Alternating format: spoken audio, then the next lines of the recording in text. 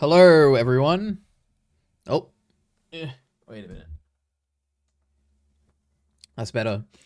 I am here. I'm back. Another week, another stream, another Friday, another day, another notification, another Heath message in the chat where he's dabbing. Hello.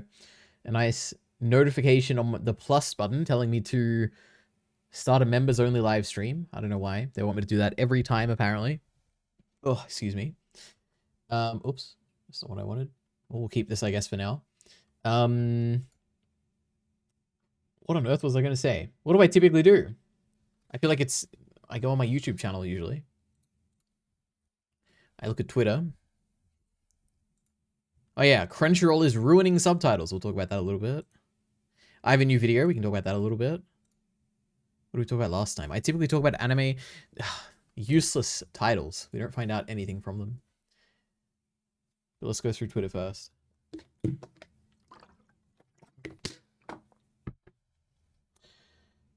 Never has a man been later. That is true. I think I was 1 minute late to today's stream. What can I say? You know, when I'm busy, I'm busy. Let's go all the way back. All the way. When was it? Oh my god. Did I tweet out that I was streaming? I feel like we retweeted Kyle's video. I showed this and this. The Garo slide, I think I talked about that. There's been funny memes on TikTok about this. This is like blowing up pretty crazy. This was a cool art. This was a cool art. Oh, streaming soon. Okay, then we saw this art. I already did that. I retweeted that. There was a new video. Oh, excuse me. We'll talk about that a little bit. Cool art by my favorite Twitter artist, Miki Fuhi. So cool. Sayaka from Madoka Magica. Oh, I made this like AI thing using the Sora thing. Look at this. Multiverse Asa. How cool. It's got like all these different outfits and hairstyles.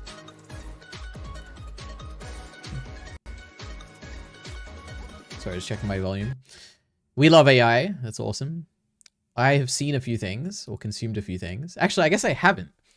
Hollow Knight I'll probably put on tonight, because I do want to get it at the end of this month. Yeah,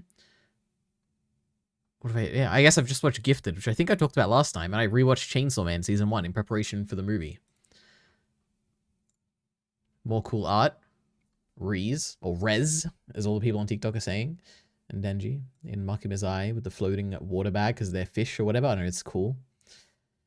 Wonder Egg Priority art showed up on my timeline, which is crazy. I think this is the first time it's ever happened. I think, at least for a very long time. Which is great. We love it. The great Ioto with her heterochromia. Oh, this is, for context here, Millis, like, basically said this in Kyle's Discord. And I was like, man, what a great tweet this would be, so I tweeted it. And it wasn't a great tweet. Didn't get many likes. I just confused one of my loyal fans who said, I thought you really liked Season 1's OST. That is true. I do like it. It is probably, it's in my top 3 soundtracks of all time, I'm sure. Oh, and then we have the article, which we'll talk about, which I've retweeted the person who wrote the article, you know, because they link it somewhere at some point, I think. Actually, all their links are in Blue Sky, but, you know, I found their Twitter, of course. And I'm streaming tonight, and here we are. Okay. Oh, boy. Okay, we already got some messages. What is this? Steam bans Japanese games. I don't know what that means. Was that on YouTube? I don't know. Chibi reviews video. Oh, lovely. Okay. Also, this is way too bright. Oh my god. I feel like I said the same thing last time. Oh no, that's just making it yellow. Oh no. Wait. This is why you should never... You know what? I'm not touching it. I'm leaving it. All I've seen on Twitter in the last 24 hours is some mourn denying that Chainsaw Man is sexual, and then hundreds of Reese versus Bakugo posts. Oh yeah, I have seen the Reese versus Bakugo thing. Well, I don't even know my opinion. I'll tell you my opinion on that after I've seen the movie, because I don't remember how strong Reese is. So, I don't know. Bakugo is like... I mean, he was pretty strong in that movie. Like when he had All for One or whatever. Oh, One for All. But Chainsaw Man is sexual? I mean, it's... I don't know. It's definitely not... Like, I know there's a term out there these days. People are saying this, like, Guna anime. I think if you call Chainsaw Man a Guna anime, I think there's, like, something wrong with you. Like, I would understand, like, Mushoku Tensei, sure, whatever. If you want to call it a Guna anime, at least understand it. Evangelion, I get it. Like, there's, like, a bunch where I'm like, yeah, I get it. These are, like, Guna anime, you know, whatever. Chainsaw Man is not Guna, but it definitely is sexual, like, undoubtedly. At least Season 1. I guess I can't speak for the movie. Maybe the movie is way more so. Finally, EliteAri can say he hates Chainsaw Man Season 1. True. We'll see when we get to it. It is interesting. You know what? I'll save it. This is the first time watching after I have read the whole manga. and part 2 as well. EliteAri, are you going to address getting blown the fuck out in the Discord server? There was AI discourse in Kyle's Discord server, and I'm just done engaging with it at this point. Tell us about Im's reaction to Chainsaw Man. Oh, LM's. I thought you were talking about Film Buff, because I also watched the Film Buff reaction.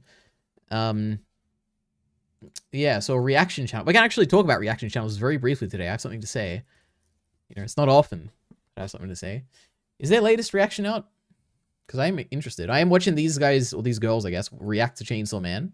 No, they're 5 days late. I guess not 5 days late, but I think they publish more than once a week. I don't know. They're good. I don't know. What can I say? They're very earnest in their reactions. They're very invested. They like Chainsaw Man. They get more views on Chainsaw Man than anything else, which is really interesting. It is like weirdly interesting. I don't know why that's the case. I could imagine a million reasons. Maybe because the movie's coming out and all the fans are like reinvigorated interest, or maybe because their first reaction was like really good and all the people are like invested now, or maybe there's like some other reason. I have no idea. But it's good. Film Buff is also Mia's reactions are also, what is this, spooky stories?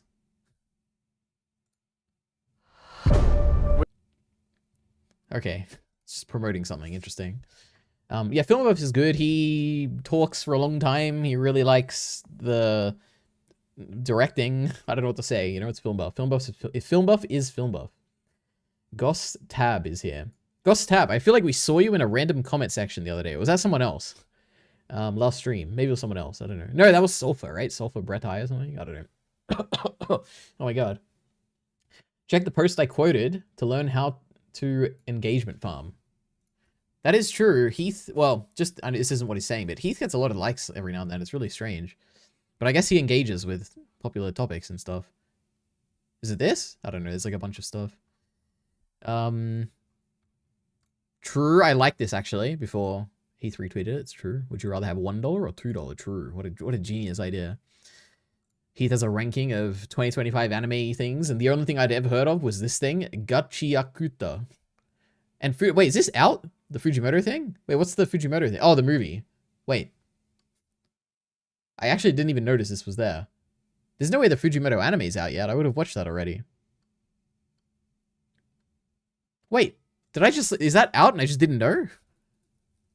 Fujimoto anime. When does this come out?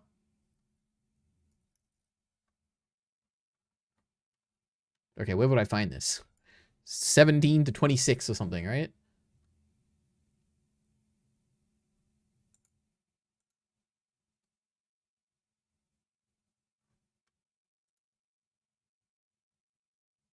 Am I crazy? Where would I find this?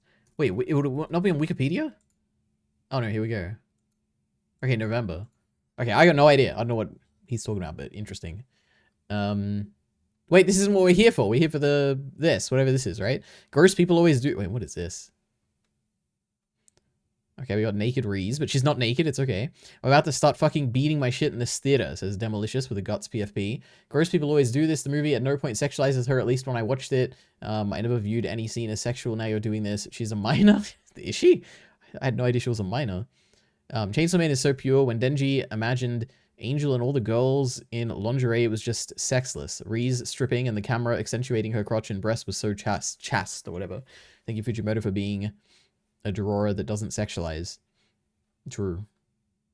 All right. Is this... There's no way this is out. Why has he got that on there? I'm so confused. Anyway.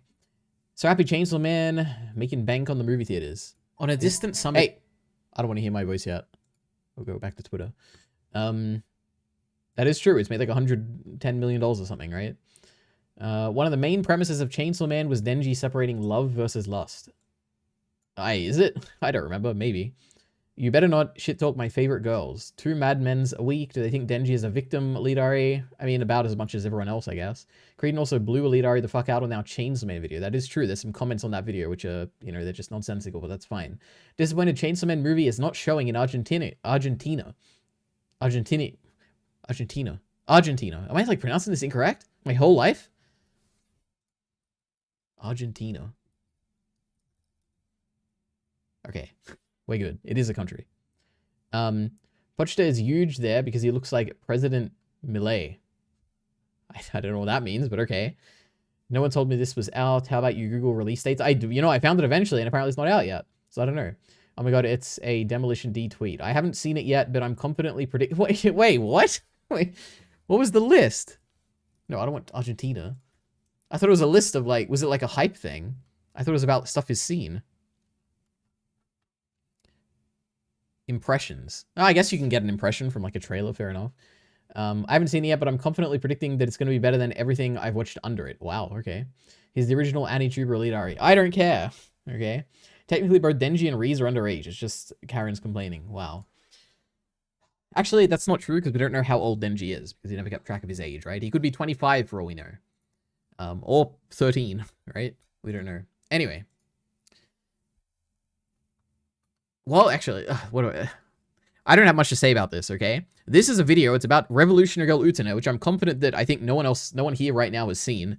If you have, then please let me know that somehow you've seen Revolutionary Girl Utena. I think it's the least popular show I've ever watched on, maybe ever, if not just anime-wise, but I watched it ages ago. Not ages ago. Like, I watched it in 2021, I think.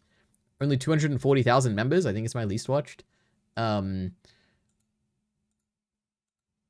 And just randomly, out of nowhere, I was like, man, I mean, for a long time, I've been like, oh, I really like this episode. I want to make a video about it. But I had no idea what video to make about it. And the other day, I had a burst of inspiration. I was like, man, I can just, like, make a video. Like, even if it's just, like, mostly recap, who cares? You know, as long as it's, like, a little analysis. And I'll get a video out. I'll get to talk about, like, one of my favorite episodes. I get to, like, talk about Utena, and I like Utena, and it'll convince me to, like, oh, I'll be able to go and rewatch some episodes and stuff. I don't know, this was good. It was just a fun, easy to make video. I made it in, like, I don't know, like, less than a week, I guess. Came together better than I thought. But the surprising thing is just how many views it got. It got 1,000 views, which is unbelievably shocking. I thought this would be, like, a sub 100 view thing. Like, I didn't know anyone would be interested in an Utena video. And judging by the comments, I feel like most of the audience for this is people who are like, who enjoyed the episode like I did, and are just like, man, that was like an episode. Let me watch this video about that episode I liked. I remember liking that. Let me go watch that video on that episode. That's basically what I think, which is fair, because that's exactly why I made this video, so I'm very happy with that. But yeah, pretty cool. What can I say, you know?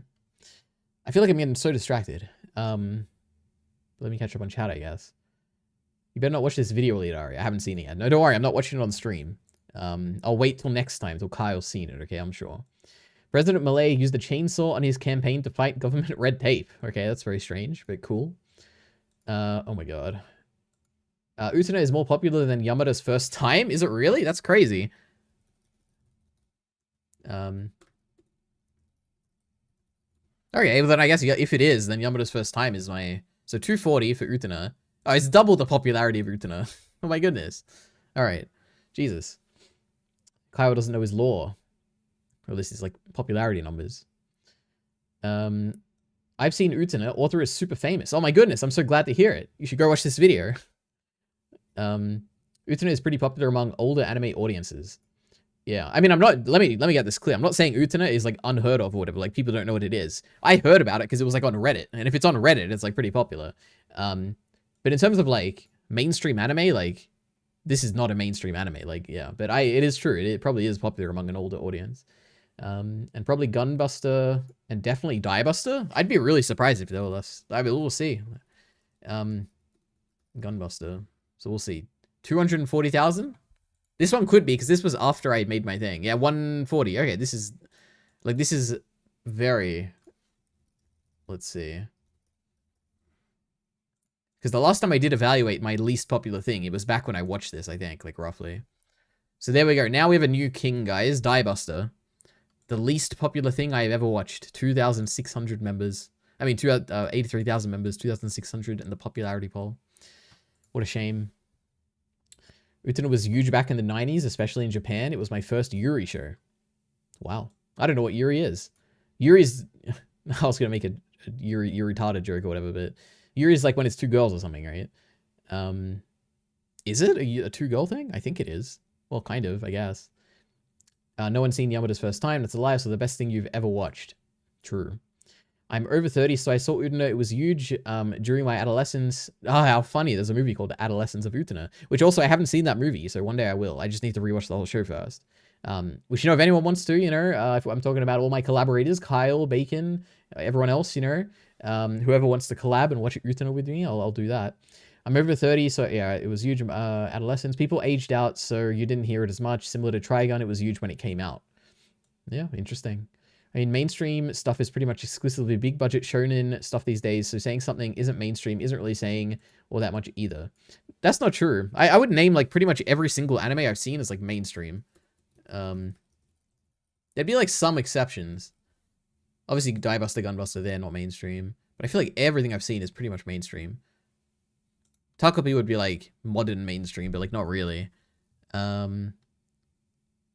Like, all of these are, like, stuff that people know. Anohana's not that mainstream. Takopi is, like, a bit recent, so I feel like this probably isn't... That's not... Definitely not mainstream. Utena...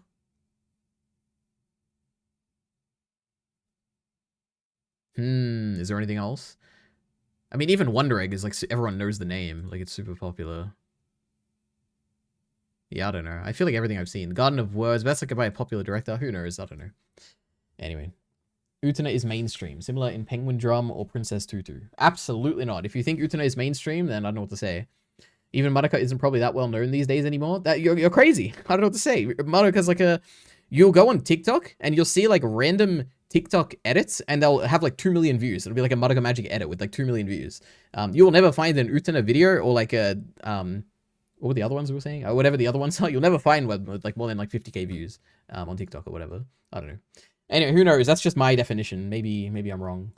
Or maybe I live in a bubble and maybe it actually is super popular. But anyway, that's my first thing to talk about. I made a video. Isn't that crazy? Hey, I made this video too. Oh, it's got 300 views. Oh my God, we're so popular. This is the genius of Kyle's original thumbnail design.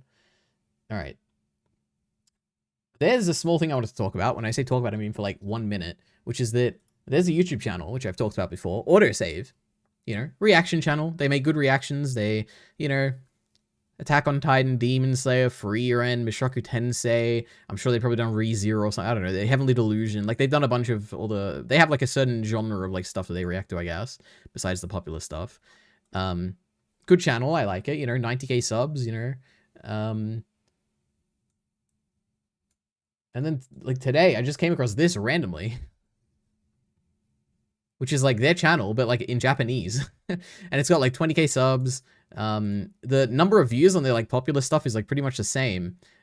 And it is, like, similar stuff, but it is slightly different, which is kind of funny. Because, like, a Japanese audience is, like, watching different... So, like, this random Attack on Titan episode with Sasha's dad is, like, super popular for some reason. But yeah, this isn't that crazy. Like, some channels have translated versions or whatever.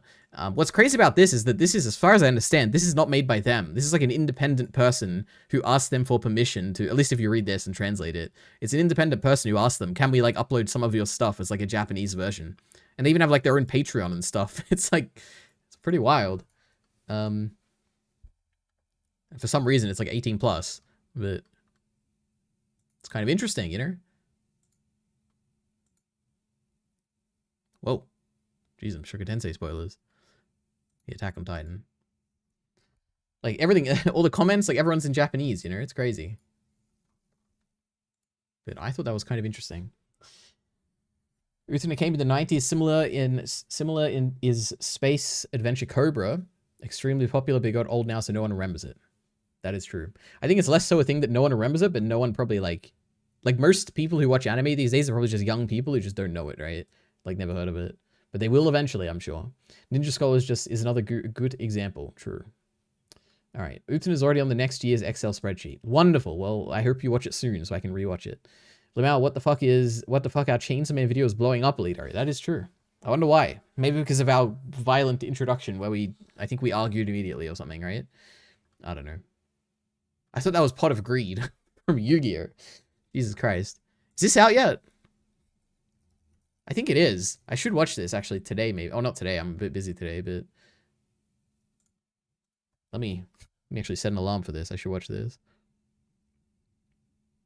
Watch Star Wars Visions. I'll do that this weekend.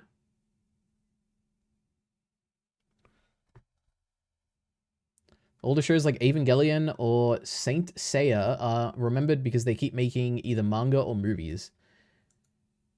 I could not possibly know if that's true. Maybe. I don't know. Why is Evangelion known? I have no idea. There's probably like... you know what? I have no opinion on it. Maybe you could be right. I have no idea. This is outside of my expertise here to know anything about the anime world before my time. Okay. Should we talk about the main thing I wanted to talk about today? Which is this article. And when I say main thing, I mean, I don't have that much to talk about, but I do have some notes on it that I want to like mention. So this, what can I say about this? This is an article I've seen, firstly, when I was on Reddit. Firstly, just to give some context, like last stream, or like the stream before or something, there was this article I brought up that was a similar concept about like Crunchyroll is destroying subtitles for no good reason. And it was like a article where they talked about it a little bit. I never really read the full thing. Like I glossed over it and I thought it was like fine. It was a little bit weird in some points. It didn't really appeal to me when I tried to look at it in more detail. But that came out like a few weeks ago. And then on Reddit the other day, I saw a similar thing, and I was like, wait, what? They're like doing another one? Like they made I thought it was like an update to the original article or something. And for all I know, maybe this is like someone who worked on the original article, but I don't know. But yeah, Crunchyroll is destroying its subtitles.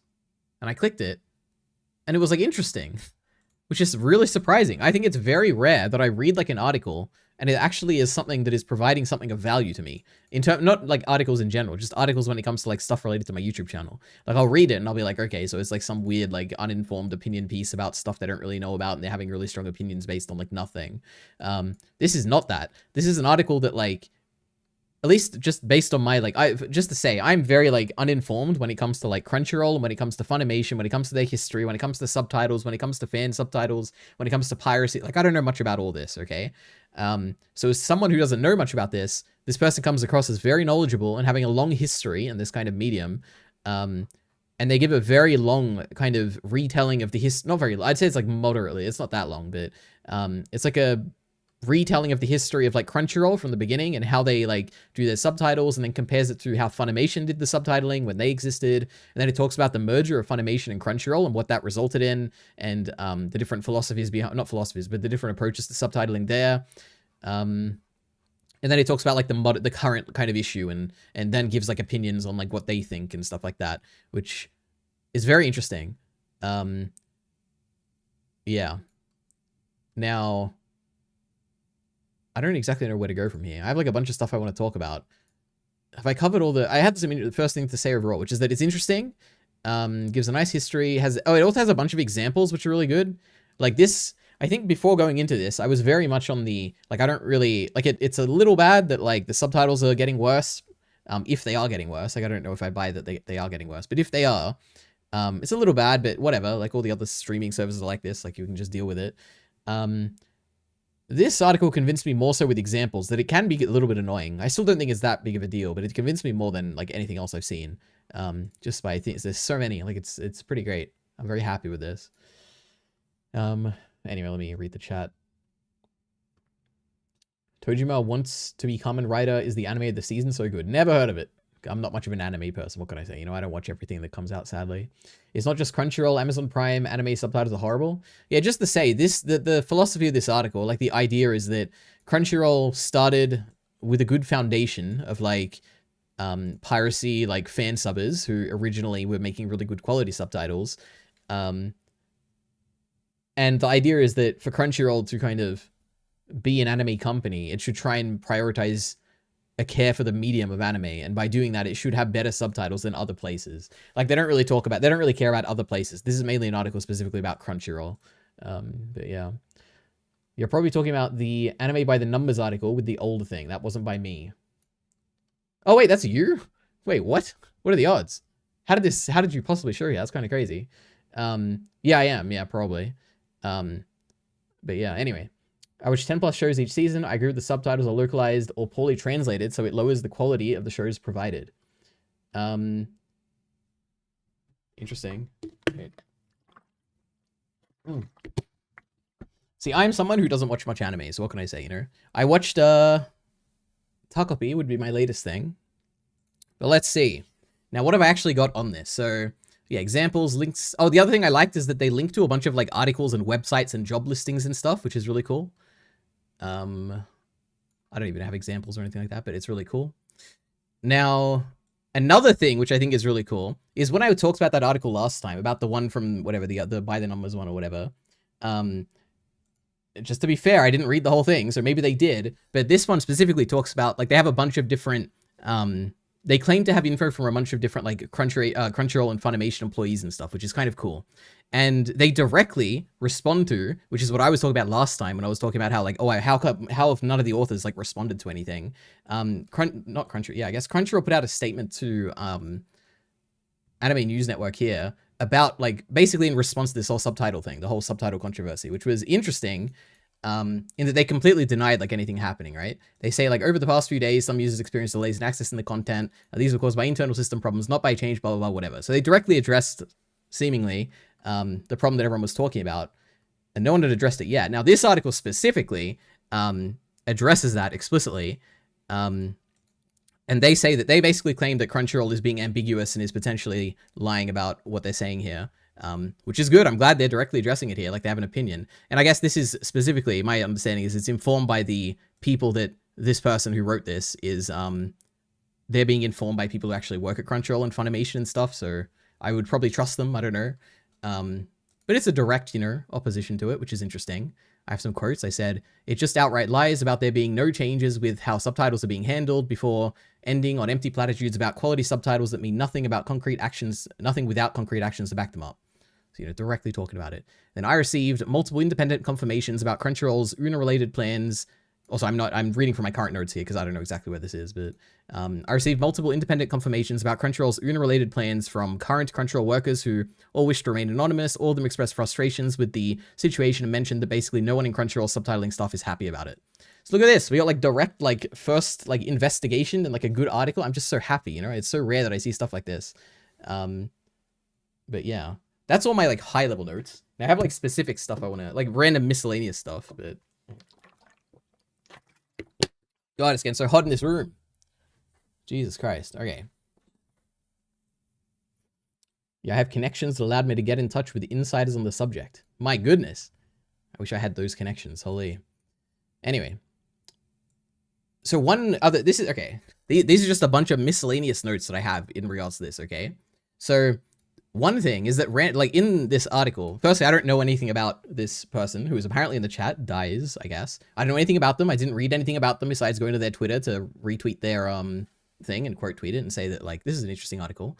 But midway through this, they propose an idea. Well, I have to give some context to this, I guess. But, like, there's my understanding based on reading this article is that there's, like, two types of approaches to subtitling. One is, like, I think they said soft subs or something.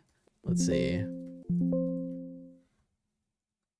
Yeah, soft subbing and then hard subbing, where hard subbing is like you actually put the subtitles hard baked into the video when you're encoding it or whatever the proper terminology is. And then that means that if you want to kind of change the subtitles or update them, you can't. You'd need to, like, re-encode them, which is a big hassle, right? And then there's soft subbing, which is like you have, like, the actual video, which doesn't have subtitles into it, like baked into the actual screen, like frames or whatever. And then you have, like, a separate kind of layer for adding subtitles onto it. They talk about how, like, Crunchyroll, I think initially from the beginning adopted soft subbing, which is, like, I guess the no-brainer kind of approach to do it. And then now the now I don't even remember the issue here, but, like, let me find the actual specific section I'm talking about. Hard.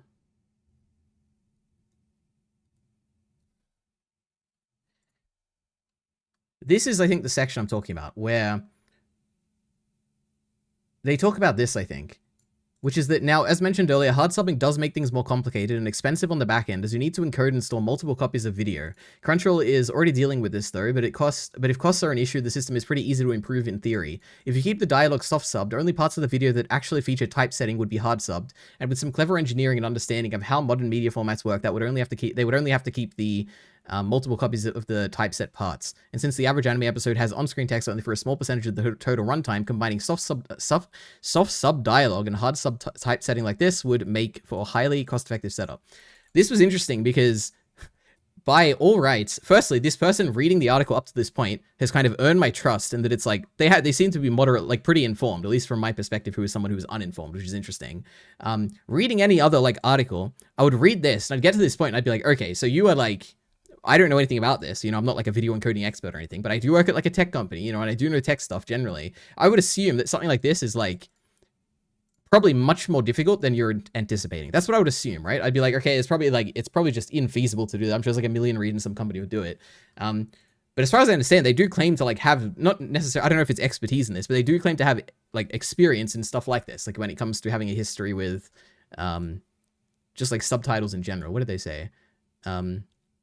I have over a decade of experience with Japanese to English media, localization, including anime subtitling, and I also deeply care about consumer rights. And they have like a nice informed article. I'm like, okay, this is interesting. You know, any other like article I'm reading, I'd be like, okay, so this is probably something coming out of like ignorance or like not knowing how difficult stuff like this to do is, I guess. But it was interesting, you know? I was kind of surprised by like, oh, you know, maybe I would trust this person, which is kind of very rare when it comes to reading articles like this on stream, but like for stream. But anyway, that's 2 points. Let's see. Now,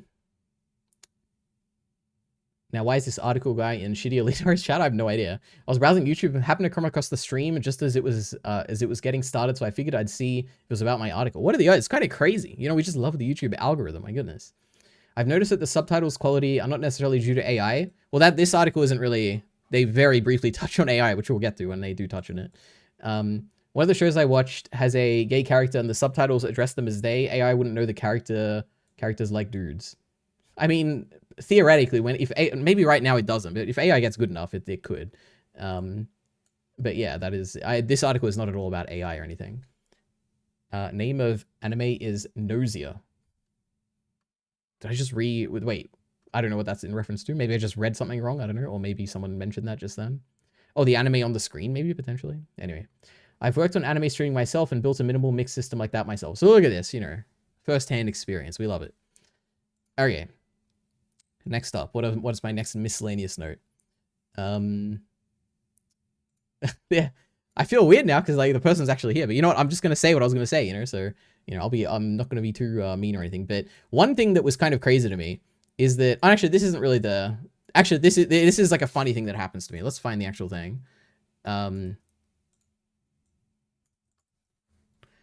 It's funny because like up until this point, this is like it's not very long, but it's like a long history and like very detailed about like kind of giving the context of subtitles and history and Funimation and Crunchyroll and like mergers and everything like that. And I'm like, okay, this is like kind of interesting and like, wow, very like, you know, a retelling of what's happening. And then when you get to this and it's like, now what can we conclude from all this? And I'm reading, I'm like, yeah, what can we conclude from all this? This is like a lot of information. If nothing else, one thing seems abundantly clear. The Funimation leadership never truly cared or respected anime as a medium. I was like, Jesus Christ, this is like a big, this is a very strong statement, which is fine. And the only reason it's fine, because I guess the main reason I'm talking about this article at all, whereas usually I wouldn't ever like talk in this much depth about any article like this, is that in any other article that I'm reading, this line, I'd be like, okay, I think I'm done reading this article. But this article has like built up, it's like, it's built up my trust in it, where I'm like, okay, they've earned the right to like have a strong opinion on this, which is very rare. Yeah. So I just thought I'd mention this, where it's like, man, this was like, it really comes out of nowhere. I don't know if I agree with it based on everything I've read, but it is an opinion piece and it is a valid like thing to kind of have all the facts and then state your opinion and have a strong opinion. I think it's pretty fair, which is kind of funny. But that was the thing, you know, they laid the groundwork, which is a good thing to do. What else is there? Feels like there's a time skip in the article. When was this? Yeah, this was another, I'm getting to like the real weeds here, but yeah, just pretend like I'm not here if need be. Amen. This was another thing. Now, am I going to be able to find this? I probably should have written like better notes on this, but basically at some point in this article, which I'm absolutely not going to be able to find, they talk about how, I think, you know, I should be able to find this. It was about lag and stuff. Basically, they're talking about how like lag is happening. And maybe I'm like missing something in this, or maybe it is like a thing which needs more clarification, but basically they're talking about some technological thing about like how it's difficult to render stuff in real time when it comes to, I think, soft subbing or something like that. That said, despite having technically full-featured ASS or AS rendering to work with, there were still limitations. Code compiled with WebAssembly runs worse compared to its original native counterpart, which limits how heavy the typesetting can be. With the flexible features of AS, in my head I say ASS, but I guess it is AS. It is very easy to produce typesetting that simply cannot be rendered in real time, even on powerful computers, resulting in notable lag during playback. A commercial service like Crunchyroll will also generally want to keep its content watchable even on lower-end devices, which further reduces how complex typesetting can be. And this is the limited but functional standard of typesetting the Crunchyroll users got to enjoy up until the fateful season of fall 2025 that prompted the creation of this article. So they mentioned this basically, and I thought this was like an issue they were going to like talk about and say like, oh, this was like a thing. People used to struggle to like kind of use the subtitles on like on older devices or something like that. Back in like 2017 or something, but apparently this is a thing that's like was still happening, which is like something I've just never heard of and never experienced, and like I don't know what this is even referring to. Like, I mean, I guess I know what this they're trying to say, that like I don't know. I guess I don't know. I would expect. I just have never heard of anyone having lag due to the subtitles on Crunchyroll, even on like very bad laptops or like really slow smartphones or anything like that. And this felt like a bit of a jump where I'm like, whoa, this is like a thing that's happening? Or is there like a thing, am I missing it? Like, was this still the case in 2025 that like people who were having like lagging issues with Crunchyroll due to subtitles? I guess, yeah, that was basically something that came out of nowhere for me, I guess, but it's like another very niche thing here. What else is there? One other thing in general, which is kind of very surprising reading this, and I did, like, I looked into it a little bit afterwards, but not too much. Obviously, this isn't my expertise, so I don't quite know. But to me, it's very surprising that there's no like universal standard for which all subtitling is like based on, like, and I don't know what the terminology here, correct terminology is here, I guess, but I'm thinking about things like when it comes to the internet or like web browsers back in the day. I don't know if this is still the case, but it used to be WebKit was like a standard for, I don't know enough about the tech stuff, but WebKit was like a thing. It's like an open source bit of code or whatever, which is the engine behind obviously all the stuff on Safari and like iOS and stuff. But this is like a, as far as I understand, this used to be an open source kind of bit like engine that was available for like all the people who wanted to make web browsers to use. And like a lot of people used it. And as far as I understand, like even modern day, like things like Chrome and maybe Firefox, but I know Chrome for a fact, I'm pretty sure, uses a version of WebKit as the foundation for like all of their stuff that they build on top of their browser. So in the world of like, you know, browsers, there's like a WebKit, which is the foundation, right? An open source foundation for everything. I'm kind of surprised there's no like open source foundation, similar kind of thing to WebKit, like an open source standard like that, which has all the rich like 2025 like really good features you want, that like all the industry wouldn't just pick up on. It's like what I don't understand is that it feels like it's in everyone's best interest to have like a good basis like this to come across like through different companies coming together and agreeing on this. Even like just more like if we're talking about hardware and stuff, like the USB-C standard, like all the like I think like Apple is on the committee, like all these companies, they're on the committee like designing USB-C, because for a common standard like USB-C, it's something that benefits everyone. Like all the companies involved can like much more easily have like ports in their phone that can do all these things that are like just the consumer can expect to be there because it's USB-C. It's just surprising there's nothing like this for subtitling, you know? It's like kind of weird. But yeah, interesting, you know? What can I say? You don't really get You don't really get lag with subtitle rendering on Crunchyroll because they don't do the complex enough typesetting to cause lag. That was mostly a thing with fan subs and much more complex subs. Okay, interesting. Apparently openings. Oh yeah, they talked. I didn't look too much into this, but they linked at some point. They talked about how openings, anime openings, at least in the modern day, don't typically have subtitles, or at least they don't typically have them for the lyrics immediately. And I think they linked like a sub article that I clicked on and like briefly read through. But I think the idea is that it's like, that's not because of the difficulty or like it's like hard to do, or it's like some, it's not, basically it's not because of something like that, but apparently it's because of like some like legal issue or like some licensing issue or something, which is kind of strange and funny, I guess. I wouldn't have expected that. I would assume it would be like an intentional choice of like, oh, we don't care about that. It's just distracting from the viewer or something. But apparently there's like a history of like, you know, they can't just do that immediately because of reasons, but yeah, it's interesting. What else? This is another thing which like kind of comes out of nowhere, which is that I have an actual quote here, so let me go to the actual section. Also, the article has a bunch of like these like red sections or whatever, which to me are like, oh, like not opinions, but like asides or whatever, like a little like, oh, we're interjecting something here, which is kind of relevant, but maybe not too relevant or something. This aside was like kind of strange. This also felt like it came out of nowhere because they talk about there were layoffs at Crunchyroll recently, or like in 2023 and then 2025. And they say, I do want to note that Crunchyroll is no stranger to mass layoffs or other corporate nonsense, even under its previous owners. The current subtitling situation isn't the first time things have been made worse for customers either, but the Sony ownership and Funimation executives who came along with it seem to have amplified this behavior further than ever before. Like, this is a thing that, like this might be true, but this, like, kind of comes out of nowhere. They don't build it up too much. Maybe later on, I know eventually at some point in this article they talk about like video encoding stuff, which was interesting. But when I read to this, I was like, oh, I wonder what they're talking about. Like, what were the previous like mass layoffs that were like? I know they mentioned 2 here, but like, was there more?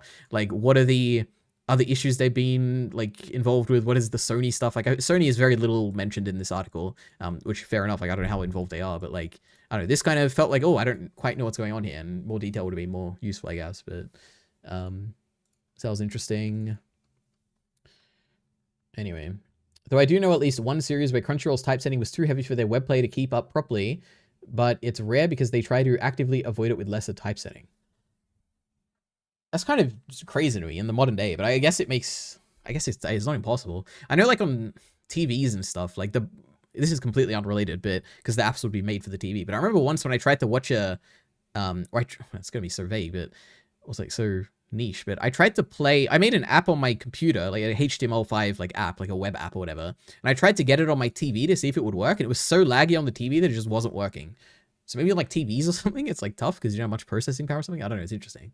Anyway, I only have a few things left, and these are all going to be things specific about me and the stuff I usually complain about, but one thing, how do I say this? I guess one thing that is a thing that I come to doubt a lot of the time when it comes to insider information, just in general, about like whenever people report insider stuff or employees like having issues and stuff. This article like references like employees a few times and like their opinions on stuff, which is good. I like to hear it. But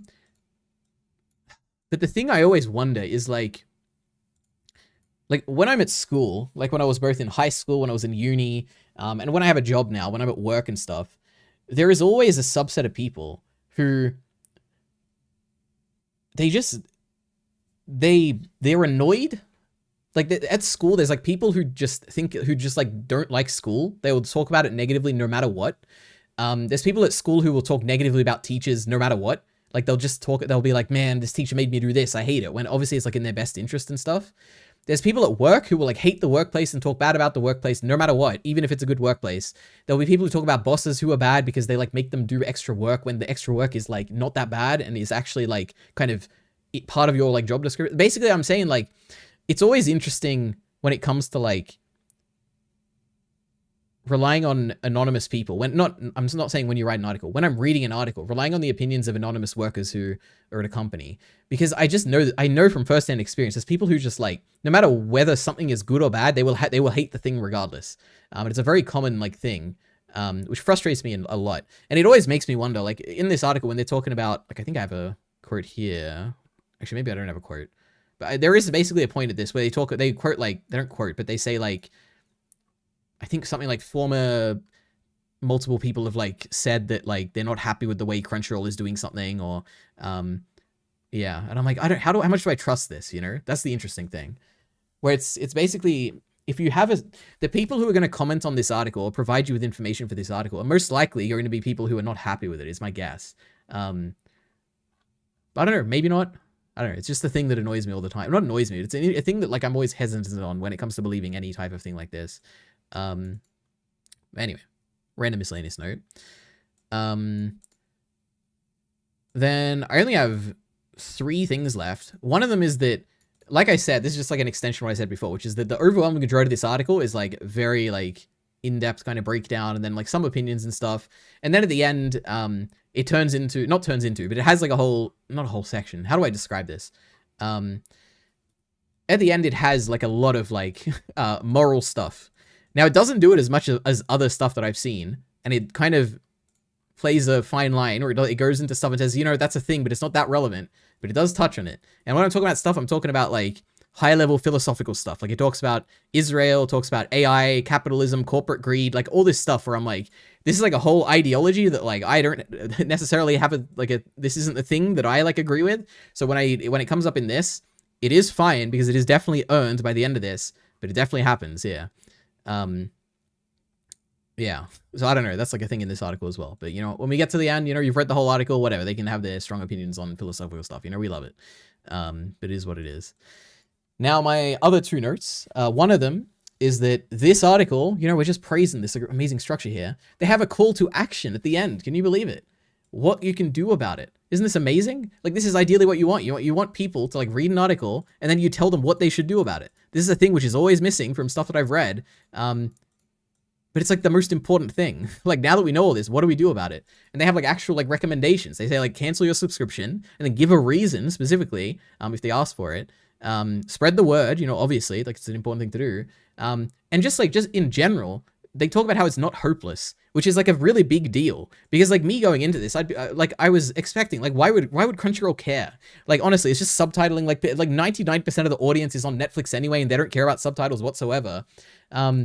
But they make clear that like Crunchyroll has cared in the past, and they talk about like they specifically reference the video encoding stuff here when Crunchyroll tried to drastically lower its video encoding as a cost-cutting measure, and then they like basically responded to it directly, which is like something I wouldn't have ever expected the Crunchyroll to do, just based on my like assumption of like what Crunchyroll is as a company and like why they would respond to things and stuff. So it's really surprising they responded to this and like adjusted to it. And it gives me hope as like a person who's like, why would they care about this? That they actually would care about it. And might, if people talk about it enough and complain about it enough, they might actually make a change to the subtitling. So this is good, you know, a nice call to action. We love it, with a nice like reason why you should do it, a nice motivation to like don't give up. It can actually make a difference. But yeah, that's my whole notes on this article. Now, the one other thing I said I have notes on is, or not notes, but one note, which is that at some point in this, I don't know where it is, but they probably toward the end. Oh, this, I think. They talk about a YouTube video from someone at Crunchyroll, where it's like Crunchyroll then had a video explaining his back catalog oriented quality reduction strategy in a YouTube video, though it has been privated since. Thankfully, I've kept a copy, which I've uploaded to Internet Archive. I went and I watched this video and this was a fascinating video. Firstly, it like made me realize that like the people at Crunchyroll are much more in touch with like the fandom, I guess, in general. Or at least they were back whenever this was made. But basically, this video here is like some guy giving a presentation, and he's giving really technical like details on what their like video encoding process is, and like what decisions they made, and like the science behind it, like the investigations they did, and what they're gonna do in the future about it. This is just super interesting. I didn't know there were like videos out there about companies like Crunchyroll, and they talk about like horrible subs, and they talk about like the piracy and how like their interactions with the pirates, and how they might like want to compete with them, but at the same time they kind of need them, and they're like an important part of the community. It was just super interesting. Yeah, so I don't know what to say. That's my last thing about this though. But that's it, you know, that's all I got to say about this article. A very rare, good article that I actually recommend on this stream, which is a very rare thing. So yeah, and they also like have a nice like credit section, you know. They talk about they talk about people who are like involved in giving info and writing like historical stuff, and I think they reference the other article, which in fairness, I haven't read the full thing, but this was not as good, at least in my opinion, the part I read on it. And the conclusions at the end were not as strong, I don't think. But they do link it, you know, it's a good start. The Mother's Basement video that I remember thinking was not good. Now, in fairness, I don't remember why, and I didn't watch it directly. I watched it through Kyle's stream, but I don't think it's that good. But, you know, they reference it. We love it. This, I don't know what this is, but, you know, interesting. And then this, I don't know either, but pretty cool. And that's it, guys. We did it. Is anyone still here? I highly recommend reading this, by the way, if you haven't. This is the title. Go to my Twitter if you want to see me retweet the actual article.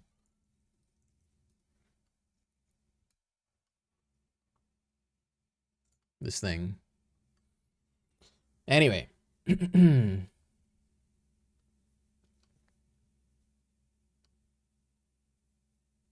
TV doesn't have enough processing power to encode the video, I imagine.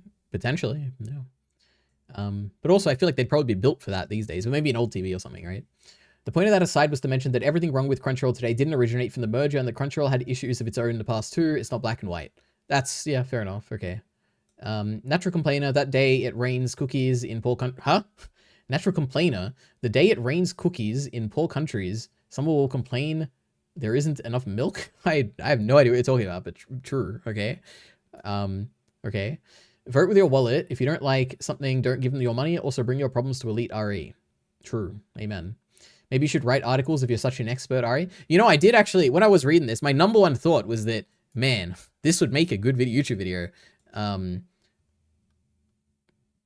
Like, unironically, it'd make a really good YouTube video, I think. Like, it's, or maybe there is stuff like this in separate videos out there that could be, like, combined into, like, one or something. I don't know. But true. What can I say, you know? I'm here, EliteAri. Thank you. I'm glad you're all here. Just say it with your chest. This guy makes Kevin look like a moron, Ari. I have to say, I have to be fair to Kevin, okay? I haven't consumed much of his stuff. I do have to say that one article we read briefly on stream was terrible. And I imagine anything he has to say about AI is probably very uninformed and very bad. But yeah, this is a good article. Anything I've seen from Kevin is not good. But, you know, what can I say? Maybe I haven't seen enough of him. Maybe there's some famous work out there that will convince me, but nothing has yet. Anyway. Oh, my God, it's so hot in here. And also, that's all I have to say about everything on this stream. I don't have any other things in my notes. So what am I going to do, guys? Do I watch some YouTube videos that are linked in? I'm assuming Kyle linked them. Let's see. Oh my God, what is linked? The end of Attack on Titan is a narrative failure. I'm sure it is. Then what else is there? The 50 most streamed songs of 2024. Wait, did we watch this? I think we did last time. Or Kyle wanted me to watch this or something, right? Oh no, we've seen some of this. I think we might have seen both of these. Anyway. Whoa, scared me. My writing was in fact inspired by high quality video essays like stuff by Tumta Cruel, who I have no idea who that is, who does a great job of making highly technical topics accessible and engaging. See, now we're risking it looking this up, because if I imagine if I see this and I'm like, this is not a good oh my God, I take it back. I saw this video. I don't know if I tweeted this or I just put it in Kyle's Discord. This is a fantastic video. Which gives, actually, you know what? That's a good, I definitely condone this channel based on just this one video I've seen. This was a really interesting dive into like Audacity, which is the thing that like people take for granted. And talks about like them bringing it to the modern era. And this was, I don't know, maybe I did talk about this on stream. Really good video. But true, I can see the inspiration. It is kind of a similar thing. They talk about like, they give a nice history of like Audacity and the different technologies behind it and like see the future. Hey, you know, I like it. Cool. He does a great job of making highly technical topics accessible and engaging. True. Anyway, we should watch that Chibi video. we just talked about something good. Do we have to watch something bad now? I don't know. That's how we truly stay informed. Anime movie tier list? Anime movie tier list? Did we do that last time? You mean anime OVA tier list? Alright.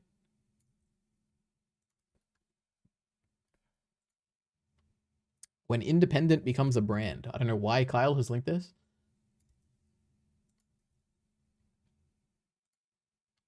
Oh, we got our comedy guy, Ben Shapiro, and bad film criticism. Didn't he? I don't know much about Ben Shapiro's film criticism, but I know he liked Wicked. That's like the one thing I know.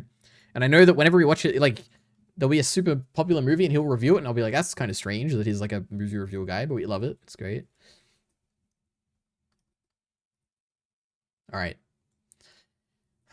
So the Attack on Titan ending is a narrative failure. This is almost certainly a terrible video, but you never know. It's a small channel, which is good. We love small channels. When independent becomes a brand, this sounds unbelievably boring. Yara Zaid. I feel like Kyle's mentioned this channel. Well, I don't know. Is this the channel that made the Barbie video? I And I'm only going on that because it has like a lot of pink thumbnails. I don't know. And then Ben Shapiro. We can watch like 1 minute of this, and I think I'm just not going to have any interest in this whatsoever.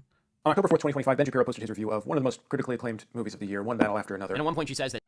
Also, I don't know anything about this movie. I think someone mentioned this to me the first time. Was it Kyle? Someone mentioned this? And I was like, I don't know what this is. And then I looked it up, and I was like, oh, okay. But still, I don't know a single thing about this. But... gun is for fun, but her genitalia, that is for fighting. This video he posted is, in my opinion, an unsuccessful work of film criticism. And you might be thinking... unsuccessful? That's kind of crazy. You gotta look at the thumbnails to these videos. One of them says Cult of... Oh, this is an A24 movie. I mean, A24 video. Okay, interesting. The brand video was about A24. It's not the Barbie channel. Okay, great. One day I'll find out who made that Barbie video that I remember not liking. Anyway, if you're interested in more anime-related writing from me, I have a review of a truly bad anime up on my Medium account. The same one that had the 2017 Crunchyroll video quality article. I would be willing to read that, probably. But now I gotta... Wait, so what are you saying? I have a review of a truly bad anime up on my Medium account. Okay, let's see. We can find this. It's gonna be easy. Where's the link? Wait a minute. Here we go. So we got this article. Now, potentially there's a reference to Medium. Potentially not. The same one that had the 2017 Crunchyroll video quality article. Oh, the video quality. Oh, okay, the one we clicked. Okay. Okay, that makes sense. We found it. Look at it. I'm just so good.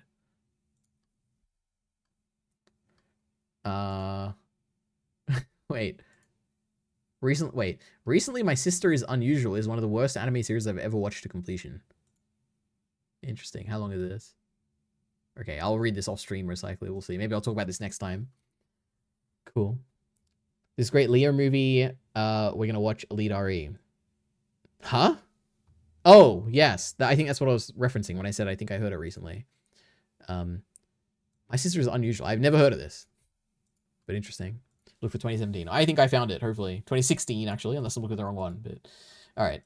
Yeah, I'm sure it is. Give me everything you got for this wet-ass P-word. I mean, a bucket and a mop. So I clicked on his video just to see what the general reaction was, and I was shocked to see that the vast majority of the comments under the review were uniformly negative, like across the political spectrum. I mean, some of these comments are, you know, at this point you have to wonder what the hell happened in this review. So I watched the video, and here I am to talk about it. Is it low-hanging fruit? Probably. Okay, true, yes. Ben Shapiro made a video filtered through his ideology. How surprising. Okay. When independent becomes a brand. You know what? Now that I know it's about A24, this could be a little bit more interesting. Where the idea is that, like, I know exactly what they're saying, which is that A24 is like, they're not a studio. I think they're just like a distribution company where they select, I vaguely think they're a distribution company, where they like select a catalog of stuff to kind of put their name on and like help get out there. And because of the filtering they use to kind of select stuff, then that creates like a brand, I guess, even when there wouldn't necessarily have to be one. Like there's probably a million like companies like A24 that have no consistency in like the stuff they choose. But we'll see. Whoa, my screen all just turned off. Okay. Why does this only happen when I stream? Oh god. I don't know what just happened, guys, but you know, it just flickered back and forth like 20 times. Maybe OBS is like destroying my computer. Gotta hide the taskbar now. There we go. A24, commonly referred to as A24, is an American independent entertainment company specializing in film and television productions as well as film distribution. So I guess they do production now. I don't know. Best known for distributing and producing modern art house films. Like, let's see if we know all these. Okay, Moonlight, of course, haven't seen it.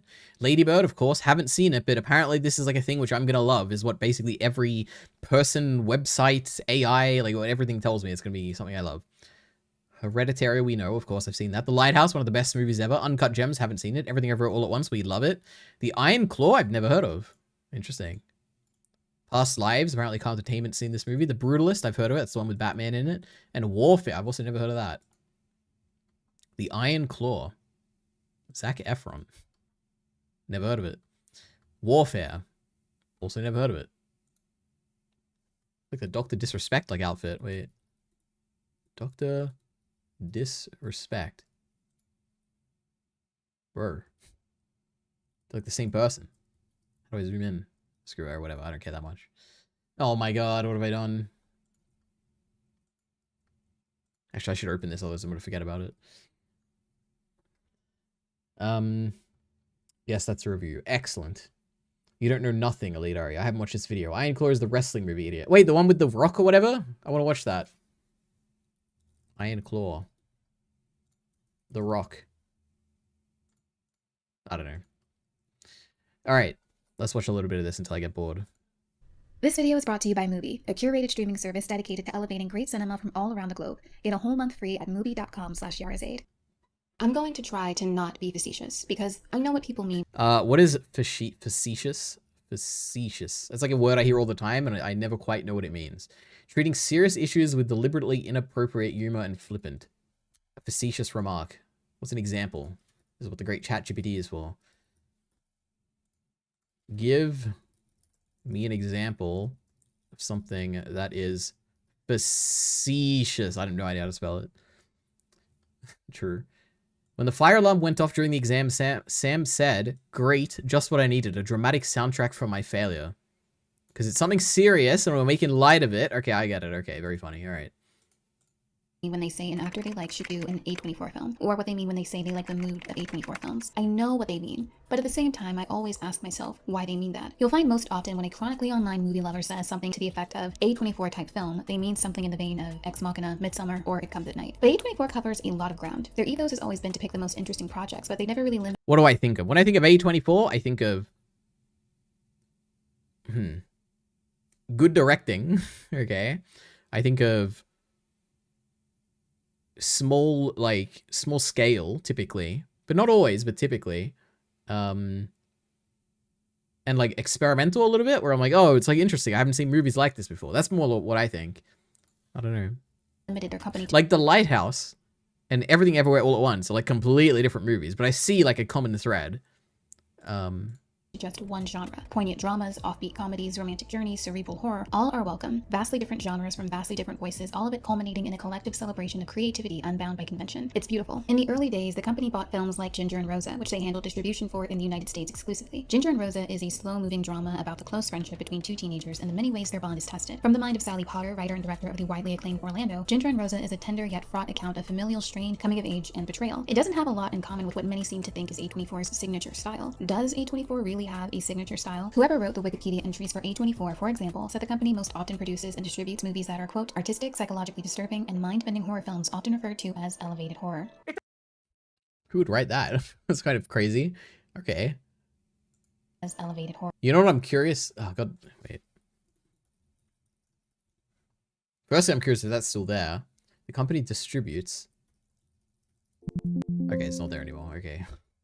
It doesn't even make any sense! Most of these films share a similar approach, including ambiguity, bleak atmosphere, disruptive formulas, outbursts of violence, psychological dilemmas, and realistic character drama. The thing about this entry, and about the general consensus that an A24 film can be categorized by any one thing, let alone that dreaded term elevated horror, is fascinating because, well, it's not completely true. A24's horror films are perhaps... Yeah, it seems like crazy to me. I mean, I could imagine they probably have a subset of stuff like this, but...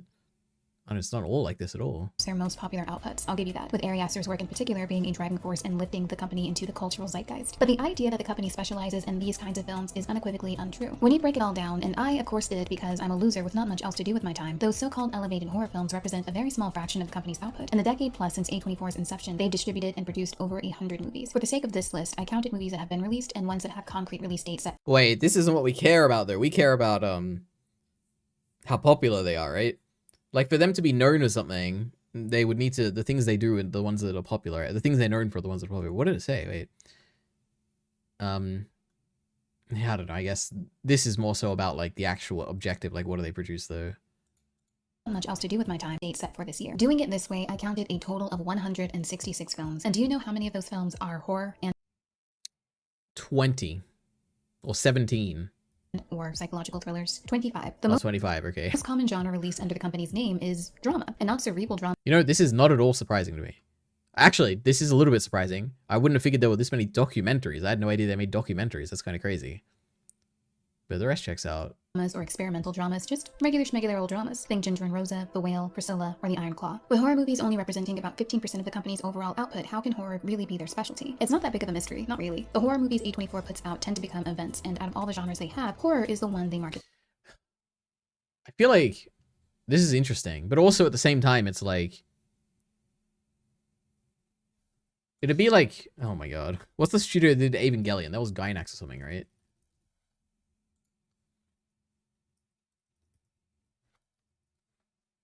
See, I don't know enough about anime to, you know, have an opinion here. But I feel like this would be like saying Studio Gainax, they're not like an Evangelion studio because they have like 50 anime they've made. But it's like they kind of are the Eva studio. That's like what they're known for, you know. And A24 is like kind of known for like I don't know. I actually don't know what they're known for, but I don't know. Anyway, the most. Not just horror, but anything. I don't know why I'm arguing with this video. It's just they're just arguing with the Wikipedia thing that is just wrong. So I agree with them.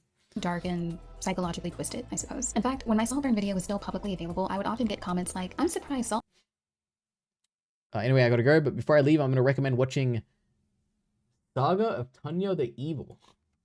Interesting. Oh, I saw this picture somewhere. No. Is that something different? I don't know. Interesting. Okay. You know what we'll have to do? We have to go to EliteAri.com and recommend it. My goodness. Wonder if it'll show up. Oh my god, we got new stuff on here. Exodus 3 Idiots. Amazing. But thank you for coming, Dies. I can't believe you were here. This is like the best case scenario where I could actually give my thoughts on an article that someone wrote. This is crazy. Iron Claw is Zac Efron about a wrestling family, not The Rock. Oh, not The Rock movie? That's the one I want to see. I will actually watch that one. Rock wrestling movie. Oh, this one. Oh, the Smashing Machine. That's right. We watched the trailer on stream once, and I remember thinking it looked good, right? Unfortunately, the next movie I'll be watching is the Chainsaw Man movie. So, who knows? Maybe I could watch this weekend. Is this in the theaters? Wait, why do I not have a second window open?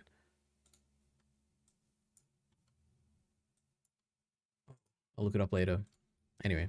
Saltburn isn't an A24 film, and I never really knew what to make of it. Basically, A24, despite producing all sorts of genres, has itself become a genre, and that genre is almost always horror, despite the variety that the company offers. What I find is that there are a handful of directors whose films helped. It's just crazy to me that people think it's horror. It doesn't even cross my mind. Wait, what have I seen? Wait. Letterboxd. EliteAri. Are we gonna get CeeLo peeled again? No, it's time to get Rika 7. Where am I? Alright. How on earth are we gonna find this? Wait. A24 movies.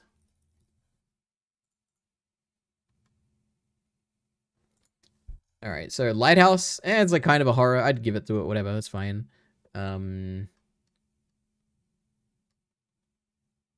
Civil War, not a horror. Love Lies Bleeding, not a horror. At least I haven't seen it though, but I assume it's not a horror. But I am gonna watch that soon. 8th Grade, not a horror. Wait, can I sort? Oh no, I can't do it by someone seen it.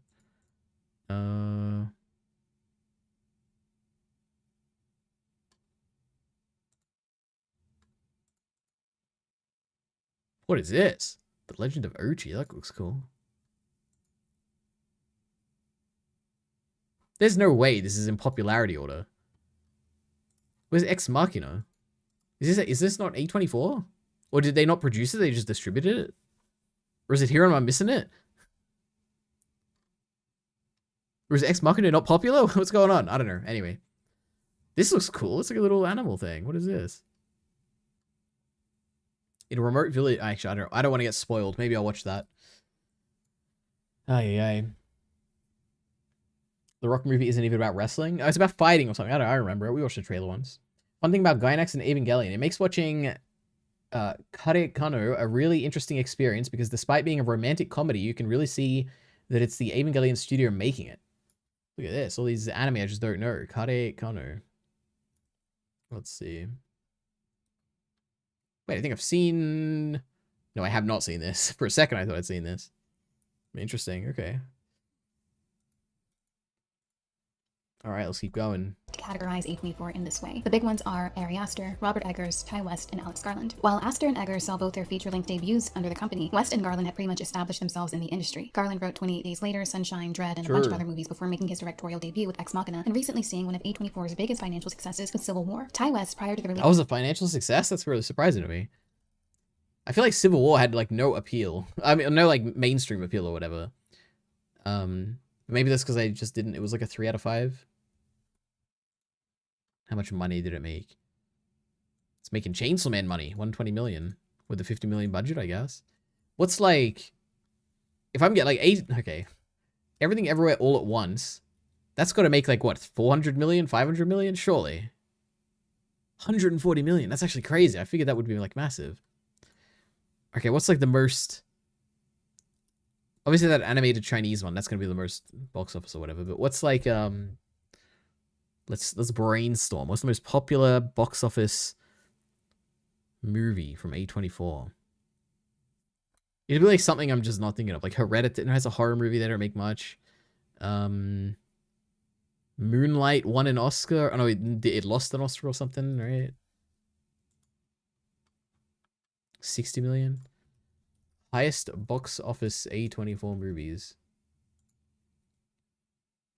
Was it Nazar or something? Or is that, wait, is that not A24?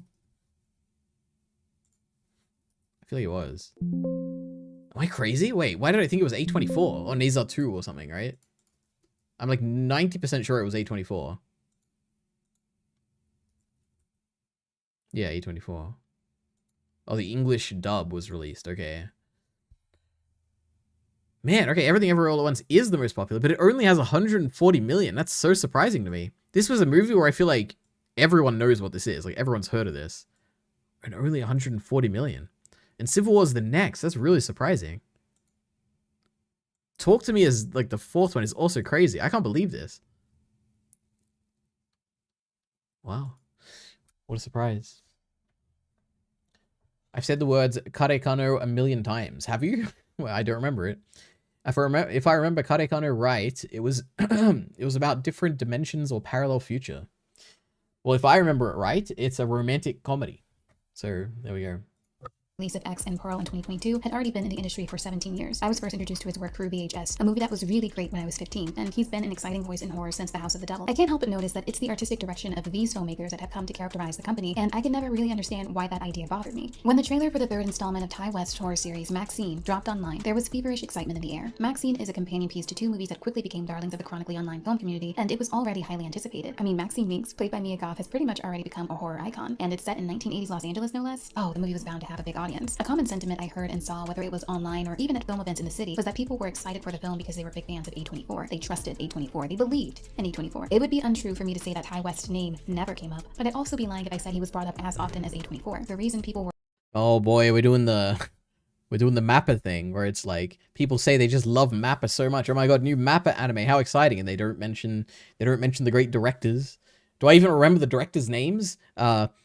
What was his name? What was the Attack on Titan guy? Oh my god, I'm so out of date. Yuichiro Hayashi, right? Hayashi. Yuichiro Hayashi. Oh, I'm a genius. I could not tell you what the Jujutsu Kaisen guy is. We have Chainsaw Man, Ryu Nakayama, now replaced by some guy that we have no idea who it is. But anyway, true. Who gets the... I made a video on this, or an unscripted video. Who should get the attribution? Who should get the credit when you make something? Should it be the franchise? Should it be like the production committee? Should it be the studio? Should it be the director? Should it be the episode director? Should it be individual animators? You know, who should get the credit? I think the thing I arrived on was like it should be the series director, right? Which I guess in this case would be like the director they talk about for a movie, which makes sense, but... I don't know. Were excited about Maxine was because they either loved X, loved Pearl, or loved both. And all 3 of these movies were written and directed by West, but the person getting the praise wasn't even a person, but a faceless company. And this sentiment is pretty common. I see A24, I click. I don't think it's that odd that people like the type of movies they see A24's name show up in, and I don't think it's odd that they've come to love the company so much. It's definitely new. You can't say with confidence that Miramax in the 1990s had the same following that A24 does now. Even Fox Searchlight during the height of its Twee era, which saw the releases... I'll be honest, I don't think it's that surprising. If you have a certain filter through which you like provide movies for, and that filter is A24 or whatever their like philosophy is behind choosing movies to distribute, how is it surprising that people would then use A24 as like their algorithm to like choose movies? Like, it's not surprising at all. And the fact that it's like a corporation, who cares? Like, it could be a person. Like, people, I'm sure there were people who were like, oh, this is a movie that got, oh, this is an anime that got a Mother's Basement seal of approval. I'm gonna watch it. This is a Mother's Basement anime. Where it's like, how is he involved? He's just like a faceless, like, or not a faceless, but like he's just like a nameless YouTuber. It's like a similar thing where it's like it's an A24 movie, but it doesn't matter who A24 is. People say that because they're excited for like, oh, this fits into like my recommendation engine is A24 and they're recommending this movie or whatever because they made it. Like that's why people are saying they're excited for it, right? I don't know. Of Napoleon Dynamite, Juno, and Little Miss Sunshine never could have had this kind of allegiance behind them. It's funny because when you find lists of so-called twee movies, I guarantee you there will be at least 10 on the list that were distributed by Fox Searchlight. And even though twee is to Searchlight what elevated horror is to A24, they're not the same at all. This is really the first time in history that we're seeing a production/distribution company have a hardcore fandom rallying behind it. So it definitely feels strange because it is so new, but it's not a mystery. I know for some people the films they see distributed by A24 were the first time. It is, however, it is kind of interesting. The more interesting thing, not less so about like why are they doing it, why people have this opinion, but like how did this happen? Like how is it that we know what A24 is? That is the more interesting question. Like it is true. I don't know what other companies you just named. I have no idea what they are. But A24 I know. And why do I know that? Is it because they have like this easy logo to like remember? I'm like, oh, it's A24. That's a thing. I've heard that. It's like really easy. Whereas all these other ones are like hard to remember. I don't know. It's so weird. Is it unironically because it came like a meme? Where like there were jokes on like TikTok and stuff about like, oh, A24. He's like a meme about A24. I don't know. I wonder why. Behind it. So it definitely feels strange because it is so new, but it's not a mystery. I know for some people the films they see distributed by A24 were the first time they saw films with that atmosphere. Up to a certain point, maybe the only horror films they'd seen were slashers or the Warren's cinematic universe. So a movie like Hereditary was not just different, but it was reinventing a wheel. Sure, plenty of movies with that atmosphere have existed. I'll be honest, I don't get the Hereditary glaze, okay? I thought it was a good movie, but it is interesting how universally people just, they treat Hereditary like it's some unique novel masterpiece that has like never been created before. And I'm like, what? I don't quite get it. It's interesting. I thought it was good.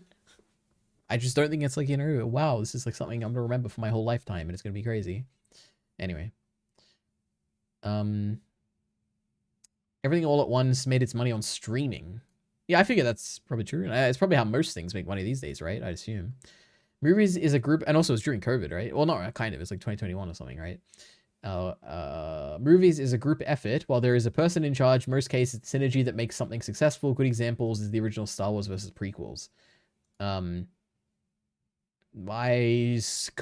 of, I suppose. But people would probably argue that George Lucas's singular vision is like what made the prequel so different, though, right? But yeah, true. Let's switch to T1 versus AI. What does that even mean? Terminator 1? Where is this? Side chat? Where is it? A new video? I don't know what you're talking about. The Wildest Chainsaw Man Ending Ever by Sufferance. Good thumbnail, by the way. I feel like I do thumbnails like that.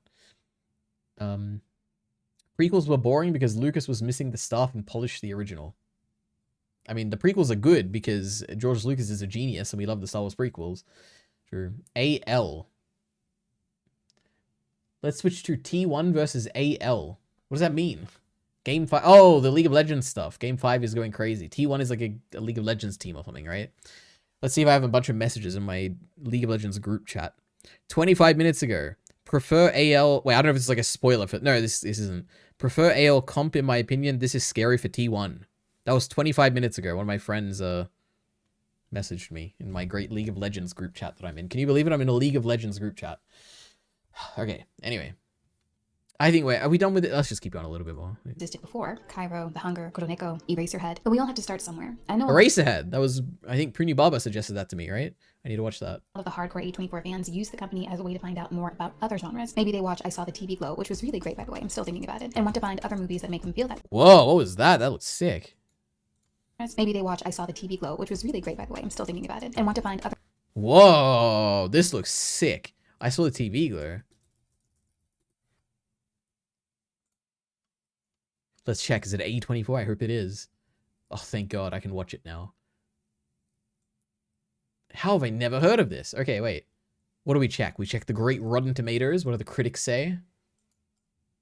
Okay, wait. I'm not going to look. If it's above 90 for both the audience and the critic, I will watch it this weekend.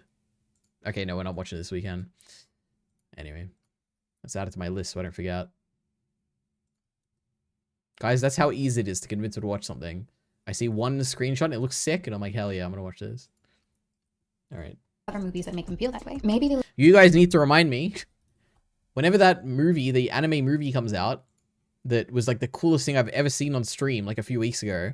It was like some guy, it was like rainbow colors or something. It was like the coolest thing ever. Make sure you let me know when that comes out, all right?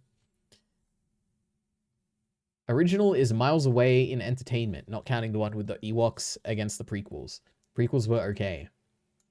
Prequels are great. They weren't boring. The originals are boring. I mean, they're so old and slow and stuff like that. Eraserhead is a David Lynch movie, EliteAri. Perfect. We can add it on our David Lynch watch thing where we'll do eventually, I'm sure. Okay. look up interviews with James Shenbrun and see what movies inspired them, and maybe along the way they find Donnie Darko, or Greg Araki's Team Angst trilogy, or Videodrome, and suddenly they're on another fantastic cinematic journey. Donnie Darko, another movie where I'm like, maybe at the time it was more interesting. When I watched it, I was like, this is like a solid, decent movie, but people talk about it like it's the best thing ever. That is a treat. That is a gift. And that is a big part of the appeal for those dedicated A24 fans. And I get it. But for the fans who don't delve as deep, for the casual fans who won't bother getting to know the names of the people behind these films, it's a little sad. Because in Hollywood, whether your production is a big blockbuster or a small indie film, it is all too common for the individual creatives to get lost in the shuffle. I recall the first time I felt weird when I heard someone say they liked the look of A24 films. The first time I heard it, I was confused too, because by that point I had seen Spring Breakers, Under the Skin, Locke, and unfortunately, a glimpse inside the mind of Charles Swan III. No one needs to see that movie. Not even the biggest A24 fan needs to see that movie. So I knew films distributed by A24 didn't just have one look, and I knew they knew that. You know what? I get it. I get what they're saying. It's just not true though, you know. A24, it does have a look. I don't know what to say. I can't quantify it. I can't tell you what it looks like. But I can tell you, it has a look. You can tell. You see an A24 movie, you're like, that's an A24 movie. I can tell. So what can I say? Anyway. Steam bans Japanese games permanently. Payment process is involved. How can you believe they would do this? This is terrible. Exposing the game. This is another channel. I muted it. Coffeezilla, they're gone. I don't think I've ever watched a video and got anything positive out of that channel. So we banned them now from both stream and from my recommended on my YouTube. Stranger Things Season 5, official trailer. I don't need an official trailer. I'll watch it when it comes out. The end of Attack on Titan is a narrative failure, or a tier list about movies, which we did last time. I wonder why Keith brought that up, actually. Argo, that's a movie, right? I've heard of that. Has been inspired so many movies that when you watch it now, you've seen movies inspired by it, so it's okay. Imagine watching original first and then Fist of the North Star and feels okay. Yeah, I guess it's kind of interesting. Where it's, well, I don't know. People would say that about Mushoku Tensei though, right? They'd be like, you know, Mushoku Tensei, it inspired so many reincarnation genre things where you get hit by a car or whatever, but Mushoku Tensei's still great, right? I don't know. What's wrong with Coffeezilla? Everyone loves that guy. I don't know. I don't think I've ever seen anything from him where I'm like, oh, that's good. But true. The end of Attack on Titan is a narrative failure. Okay, guys, Attack on Titan spoilers. If you somehow haven't finished the story of Attack on Titan, if you are the great M or M from Film Buff and you're still 3 years behind watching that final episode, please go away for a little bit and then come back, okay? Because we're going to do some Attack on Titan discourse. It's been such a long time. Isn't it crazy how... Wait, maybe I'm wrong. Actually, I think I am wrong. No, I'm not wrong. Isn't it crazy how I was streaming and Attack on Titan was still airing? Like, yeah, that's kind of crazy to me. It feels like Attack on Titan ended, like, decades ago. But it was like, I was streaming at that time, I think. Anyway. In April of 2021, after more than a decade, one of the most popular and maybe not, though. Anyway. influential manga anime series finally came to a close. Attack on Titan, or Shingeki no Kyojin. After the course of this decade-long saga, Attack on Titan became one of, if not the single most popular and influential manga anime series of the 2010s. When the first season of the anime aired in 2013, it quickly engulfed the anime community. In fact, we have an update, guys. League of Legends update. Fucking hell, what a game. There we go. All right. Argue that Attack on Titan was actually a major factor in the increasing mainstreaming of anime because of its ability to appeal to people beyond typical anime fans. Unlike a lot of other long-running manga and anime, the Attack on Titan hype train didn't lose steam or peter out. In fact, hype only kept building and building to titanic proportions as more and more people got invested. I distinctly remember during the airing of Season 3 Part 2, after the famous Erwin speech, the show briefly held the mantle as the highest rated anime on my anime list. It currently occupies the second spot behind Fullmetal Alchemist. Oh, I was about to say, this is really old. There's no way it's still up there. Also got the great Free Ren in #1, but do you think Reese is still in like #5 or whatever? I can tell you that's not gonna last. #2, bro. Where do we think this is gonna settle? You think this will be in the top 100 after it settles down? Now, in fairness, I haven't seen it, but I feel like there's no way that people would think it's this good. True. Free Ren, some Chainsaw. I mean, don't get me wrong, I'd be happy to see this here, but I don't think it will be. Full Metal Alchemist, Steins Gate. All right, it's number 5. Not bad, not bad. Missed Brotherhood. I personally was an anime-only watcher until Season 4 started airing, at which point I gave in and just read the remaining chapters in the course of one night. When it was announced that after more than a decade, the final chapter would release in April of 2021, people started going bananas. After all the twists of the trials and tribulations over the many years, it was all finally going to end. The internet was ablaze of people speculating where the story would go and how it would end, especially after the massive plot twist of the rumbling. However, as the leaks started to come in, it was quickly becoming apparent that people would not be getting the grand conclusion they wanted. But still, people held out hope, hoping that the finished product might be different. On one fateful day, August 9th, 2021, the 139th and final chapter of Attack on Titan came out. I remember this day. I remember waking up and being like a little bit sleepy and I couldn't see clearly, but I was ready. I was going to read this chapter and I did. It was an exciting time. I never watched the final episode either. Yeah, but you have a mental problem where for some reason you don't like things that are popular, so I don't know what to tell you. Film Buff is just so dedicated to his craft that he is willing to rewatch Attack on Titan like 5 times before he watches that final episode. And then he's going to prepare when he watches that final episode. I'm sure he's going to have like a nice document of like all his notes. And then when he actually finishes it, he's going to like write like a, I don't know, 3 hours worth of discussion afterwards, I'm sure. You know, we know why Film Buff is being so late. Kyle's just doing it because he doesn't want to be he doesn't want to be part of the popular crowd, you know. He won't be in the top 100 after I'm through with it. True. Imagine if Mushoku Tensei was your first isekai as opposed to watching all the other shows inspired by it. I would take a wild guess that it would have a bigger impact. That's true. It's probably true. My first isekai, that time I got reincarnated as a slime. And what a genius, amazing show that is. Oh my goodness. It's going to be so funny when he hates it.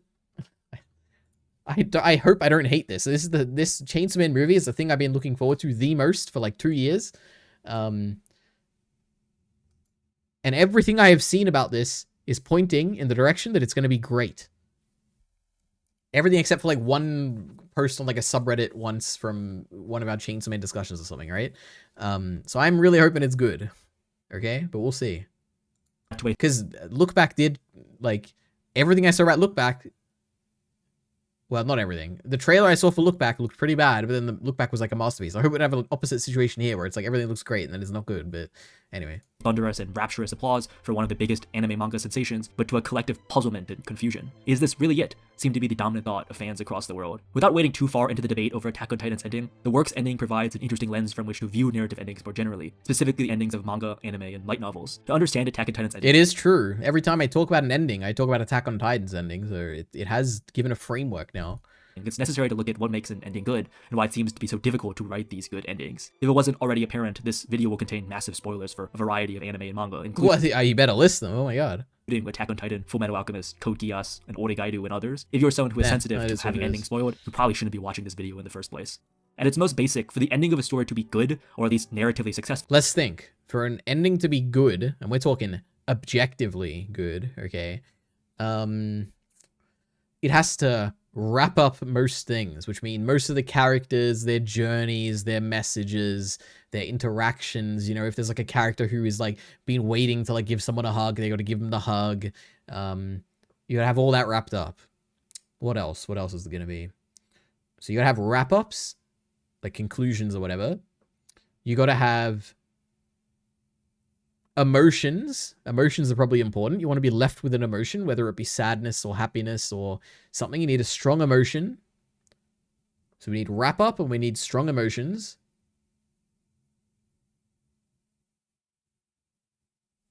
That's basically it. I don't know. What else could we possibly need from a conclusion? I have no idea.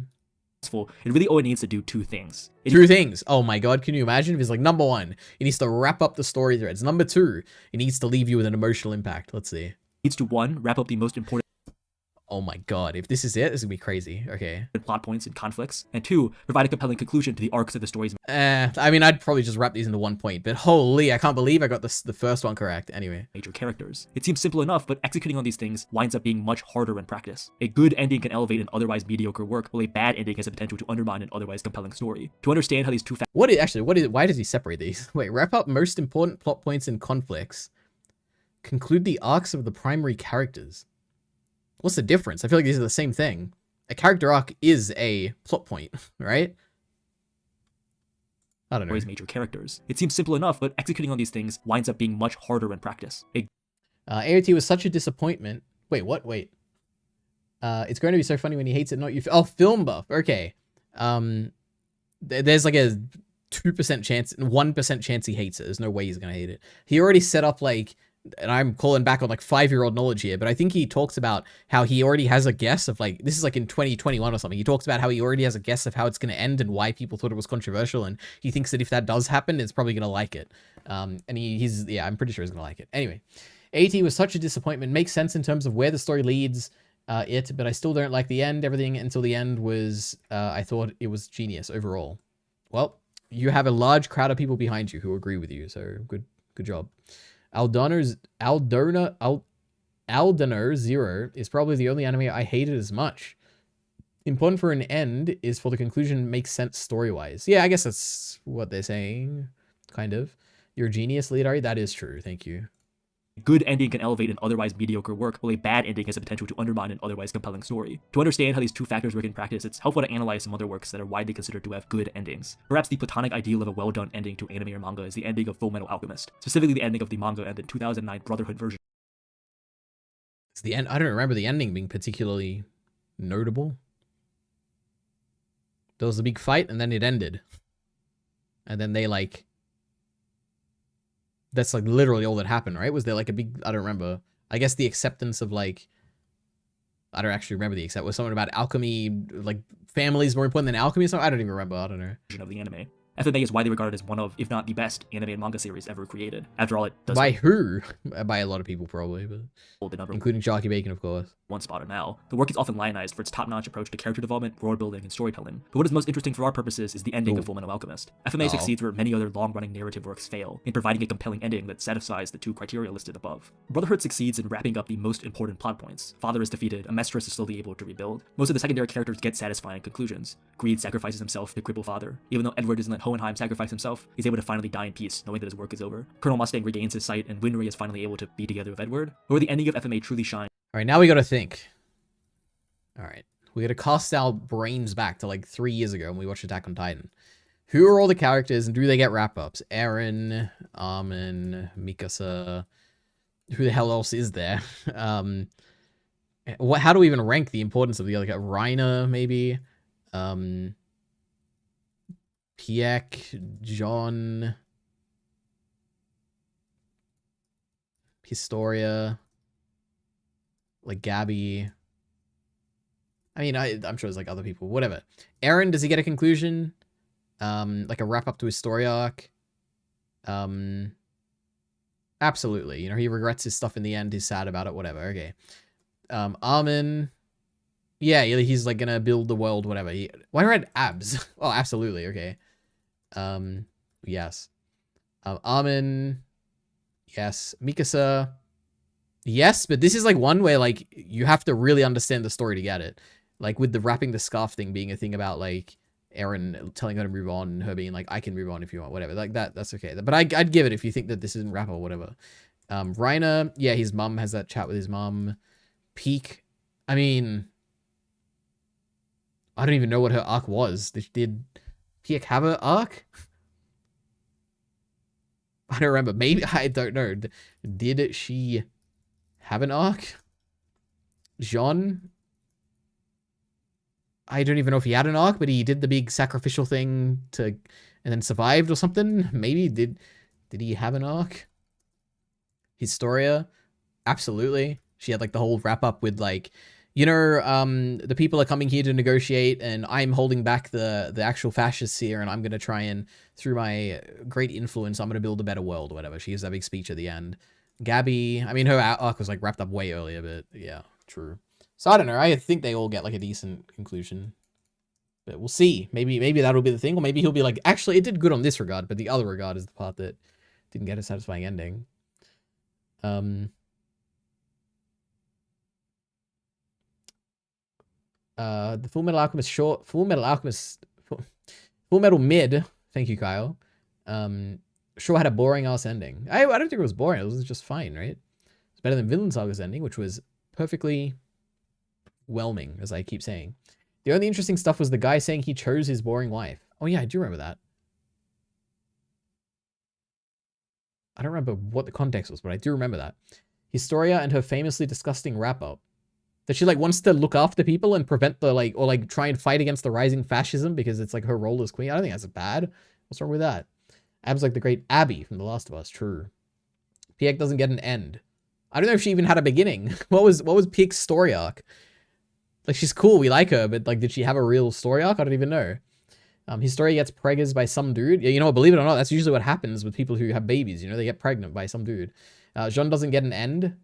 I mean, he sacrifices himself, he tries to, he's, like, willing to sacrifice himself, which is the whole thing, like, at the beginning, he was being selfish or whatever, wanted to go to the military police, but eventually, like, sacrificed himself, right? It's like, it's a wrap-up, but it's like, is it? Like, was that really a big thing? Like, he absolutely has one, but it's just whether you would consider it one, I don't know. Unless he marries Reiner, true. Jean got the bitch in the end. Well, that's true. Full Metal Alchemist was okay, nothing amazing. I like the end of Cowboy Bebop or Parasite. Cowboy Bebop, I think that had a decent ending, right? Parasite I haven't seen. Also, I need to, like, pee real bad, but also I don't know how much longer I'm going to be streaming for. We'll probably watch this video, maybe. But let me come back in, like, 30 seconds, probably more.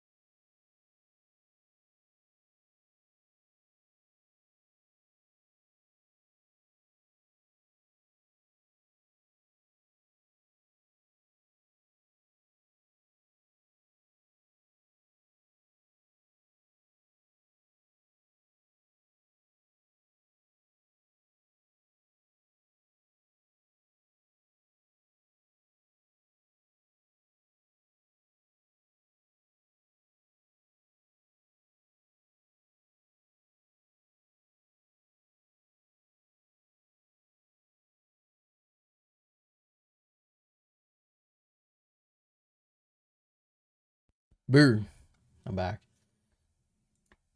Anyway, I had a thought about just, like, whenever we talk about the YouTube algorithm going forward, we should absolutely use the example that somehow the author of that article showed up in my chat, because YouTube is an amazing recommendation algorithm. Anyway, and then I also had the thought about how, like, I forgot to mention, guys, my washing machine has an issue right now, and it didn't drain the water, and it had an error on it, and I have to deal with that after the stream, so goddamn. You know, it's the reality setting in when you don't have a break from a stream. My god. All right.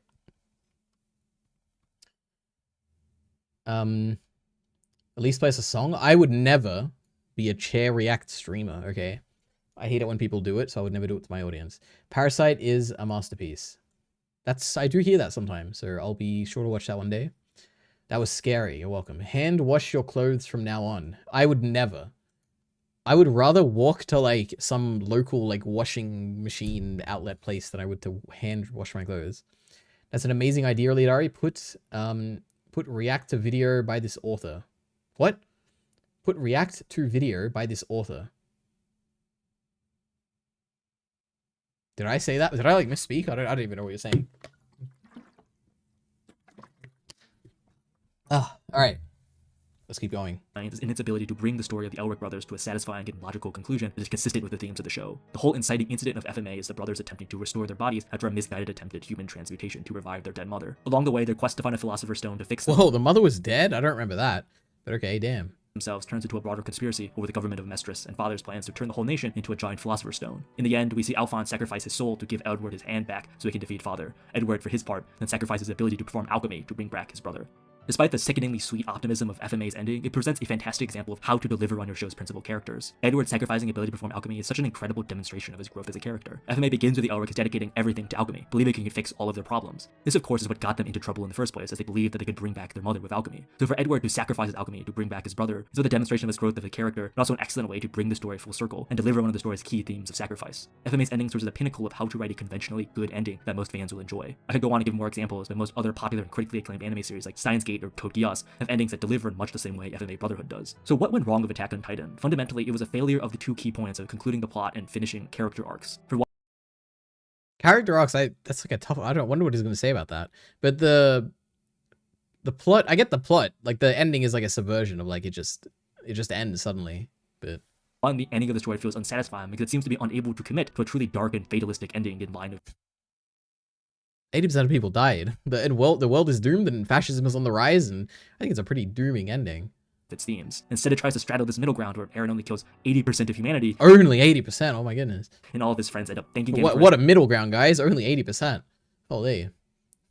You realize Izayama could have made it like 20% or like 10% if he wanted to, and they would have the same impact as what you're saying, but he went with 80%, guys. Oh my goodness. All right. Sacrifice, even though they spent like the past 20 chapters doing everything in their power to stop him. Furthermore, the ending seems to retcon many previously established elements of the plot and leaves many other plot points unfinished. Like when it's revealed that Ymir was actually in love with King Fritz, even though he was massively abusing her. The biggest culprit here is how historically Sure, that never happens, guys. Oh my goodness. it's treated in the final part of the story. Despite playing a major role in the events leading up to the time skip, she does literally nothing afterwards. She quite literally could have died off screen and wouldn't have made any difference, which is rather bizarre for a character who is ostensibly so important to the plot. On the subject of bad characterization, you also have Armin's bizarre line of, "Thank you, you became a mass murderer for our sake." I know some people thought it was a bad translation because it seems almost comically dumb, but I looked into the original.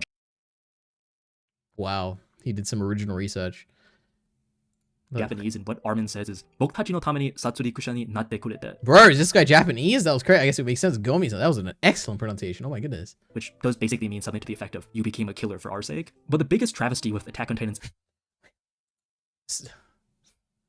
Oh god. "you became a mass murderer" I don't even know what to say. I mean, this is like a thing which has been discussed to death, but obviously, and maybe I'm misremembering, someone could correct me in the chat. Armin here is saying, like, thank you for selling, like, destroying your soul for us. Like, thank you for thinking about us, right? That's what he's saying, right? It's like, it's an empathy towards his friend who he realized was suffering, right? That's obviously what's happening here, right? Which makes perfect sense. For Armin's character, and just in general, for, like, human empathy, right? for our sake. I know some people thought it was a bad translation because Team Titan's ending is the way Eren's character was handled. This is most apparent when it's revealed that it was Eren who actually directed Dinah to eat his mother. This seems like a really innocuous statement in passing, but it really undermines Eren's whole motivation for fighting the Titans. Throughout the series, it's constantly reiterated that Eren blames God, isn't it just so cool? Like, I've never thought about this. It's just so cool how Attack on Titan is, like, the go-to anime for people who, like... How do I say this? Let me... motivation for fighting the Titans. Throughout the series, it's constantly reiterated that Eren blames Reiner for the death of the... It's so cool how Attack on Titan has this following of people who just love, like, subversions to storytelling. And they like when characters die randomly, you know? They like when, like, Eren is punching the Warhammer Titan instead of letting it transform. They basically, there's like a bunch of stuff I could say. They like subversions like this. But my goodness, they do not like subversions like this. It is very funny. It's saved right until the end to have all these subversions in one chapter, and it's pretty cool, and I like it. I'm not saying I like the things that happen in the chapter. I'm saying I like the fact that it's just, it like builds up the audience who like has a thirst for it, and then like kind of destroys them, which is like very funny. Undermines Eren's whole motivation for fighting the Titans. Throughout the series, it's constantly reiterated that Eren blames Reiner for the death of his mother. So for it to suddenly have been revealed that it was Eren who orchestrated it seems to be in conflict with the most basic elements of Eren's characterization. Even worse is the insinuation that Eren is being controlled by Ymir, the founding Titan. The whole build-up to the rumbling is that Eren knows that unless he wipes out the rest of humanity, the people of Paradise will never be able to live in peace. Therefore, he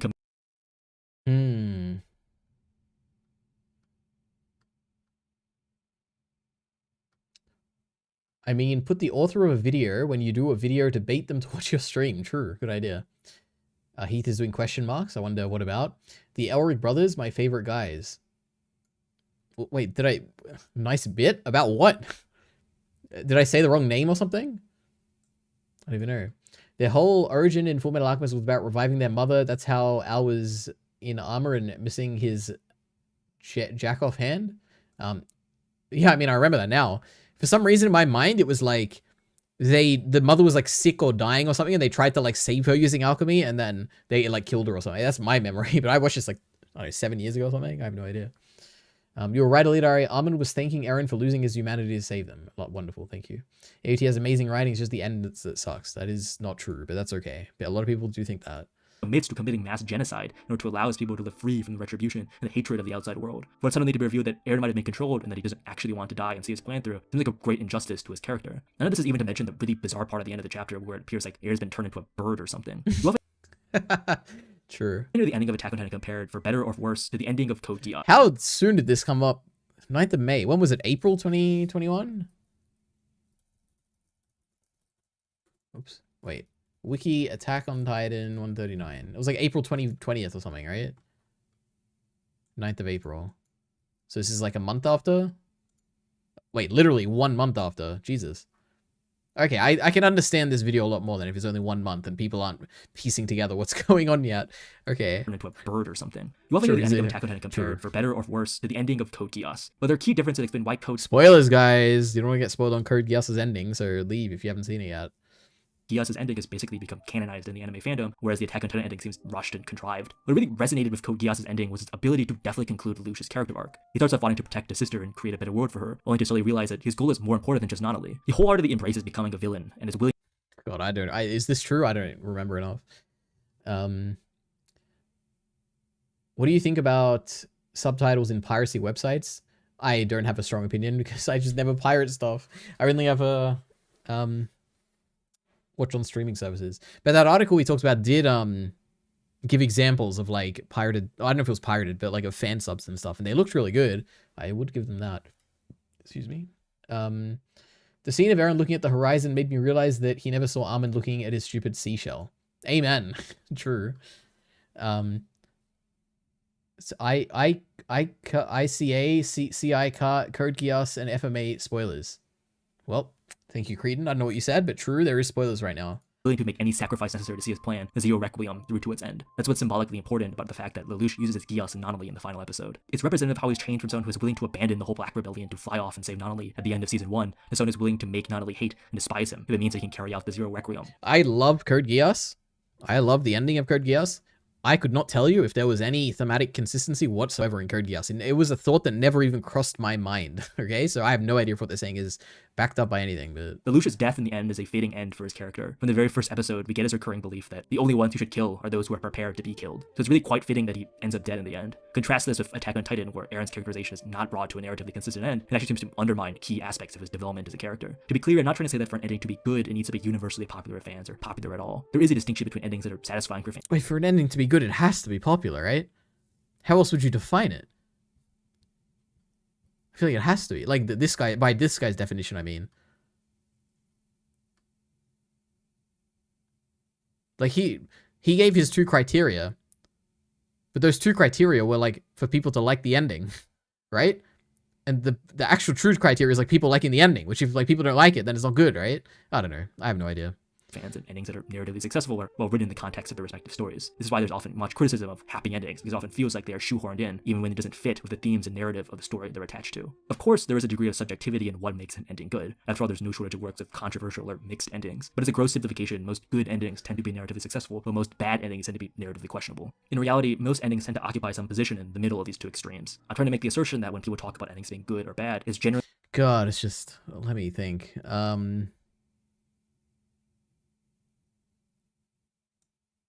This is something is like being conjured in my mind, but I don't know what it is. But I'm getting I have this feeling right now of like, man, there's like people out there who like construct like like rules for themselves when it comes to like watching, like consuming media. And it's like it's a world they've established through their own like rules that they've explicitly stated and like have to stick to now. And it just makes like, it must be such a torturous experience to like consume media. where like everything has to be like, it has to agree with your like predefined rules that you've got. And if something deviates from it, then you have to kind of bend the rule, or like just to explain why it like fits into the rule that you've established, or like why it's actually good that it like subverts it or something. Like, it's so weird. And I'm sure I do this for something too. I don't think I do it for, maybe I do it for media, but I feel like I don't do it for media, but I probably do it for something else. But it's the feeling I'm getting right now where I'm like, man, like that sucks, you know? I don't know. Code Geass ending was so good. Season 2 was shit, but the ending was amazing. Man, I didn't know there was a big distinction between season 1 and 2. I like both of them. It was good. Code Geass wasn't the best. What season was Bloodstained Euphemia? That was season 1, right? That was a really good episode. Code Geass wasn't the best, but the writing for the story was enjoyable. True. Best part of the video so far is the anime with the muscle in the girl's back. That is true. That's the only thing I know about that girl, is that I've seen it on like Twitter or something, and they're like talking about her muscles or something. I don't know anything about it. Cabaneri. True. They don't have to cling to their own rules. Yeah, that's true. Whenever something defies it and they like something that's actually not following their rules, they say, actually, this is good because this rule actually can get extended to include this. And I don't know.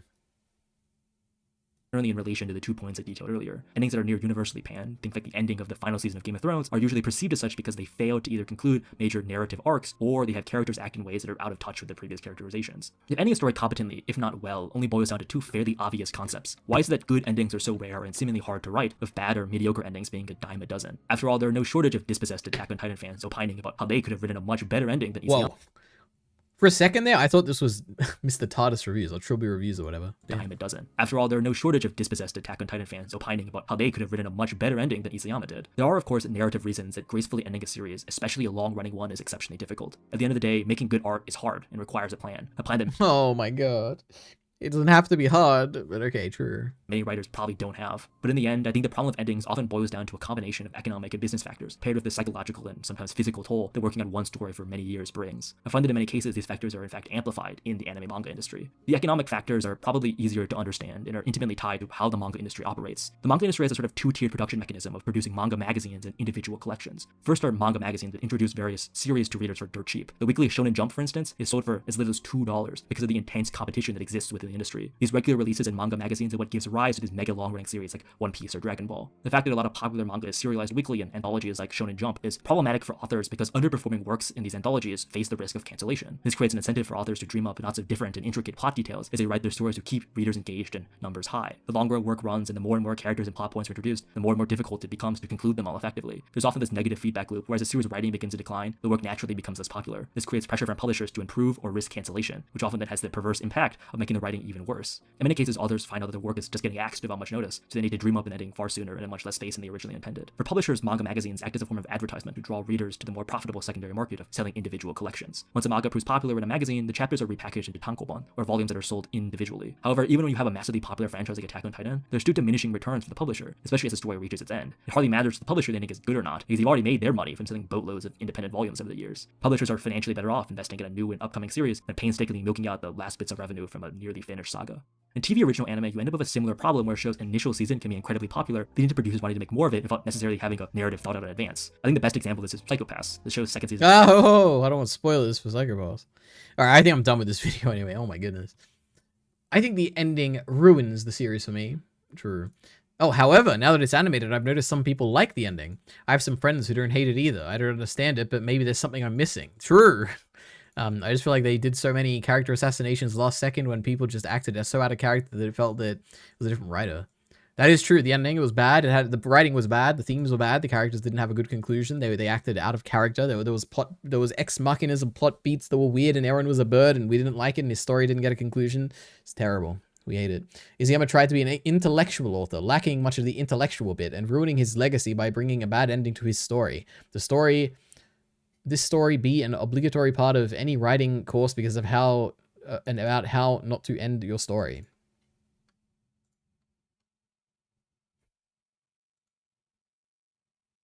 It's trash from beginning to end. True. All right, we're done. That's enough for today, guys. And no one has typed anything in the chat anyway, so now I can end. Thank you guys for coming. Go read that article if you're interested. I'll have my digest out. My goal is to have it by the end of this weekend, but who knows? You never know with these things. Also, happy Halloween. Happy 11/11 in Sydney. Make a wish. Make sure you. Oh, I should have dressed up as like a character or something, right? If only I had any form of costume whatsoever and not just like the same outfit I wear to like every stream now. Bad stream, true. Better than any Kyle stream in the past like 5 days because he hasn't streamed in the past 5 days. But oh my goodness, when he streams next, he's gonna watch my video. I'll be so excited. Heath is dabbing. Record digest instead. The thing is, I want to make more videos. This like Utna video proved to me that if I can make a million videos like this Utna video in like 2 days. Like, it was the easiest video in the world to make. I don't know if I would want to, but I could. And it has given me motivation to be like, man, maybe I should just make like a bunch of videos like this. And it's fun, and I like talking about episodes I like, and I don't know, so maybe I'll just make a scripted video again. I do have a video I want to make, which is kind of time sensitive, but I don't know if I can be bothered. It's a lot of effort. Anyway, thanks for coming. See you next time, guys and girls.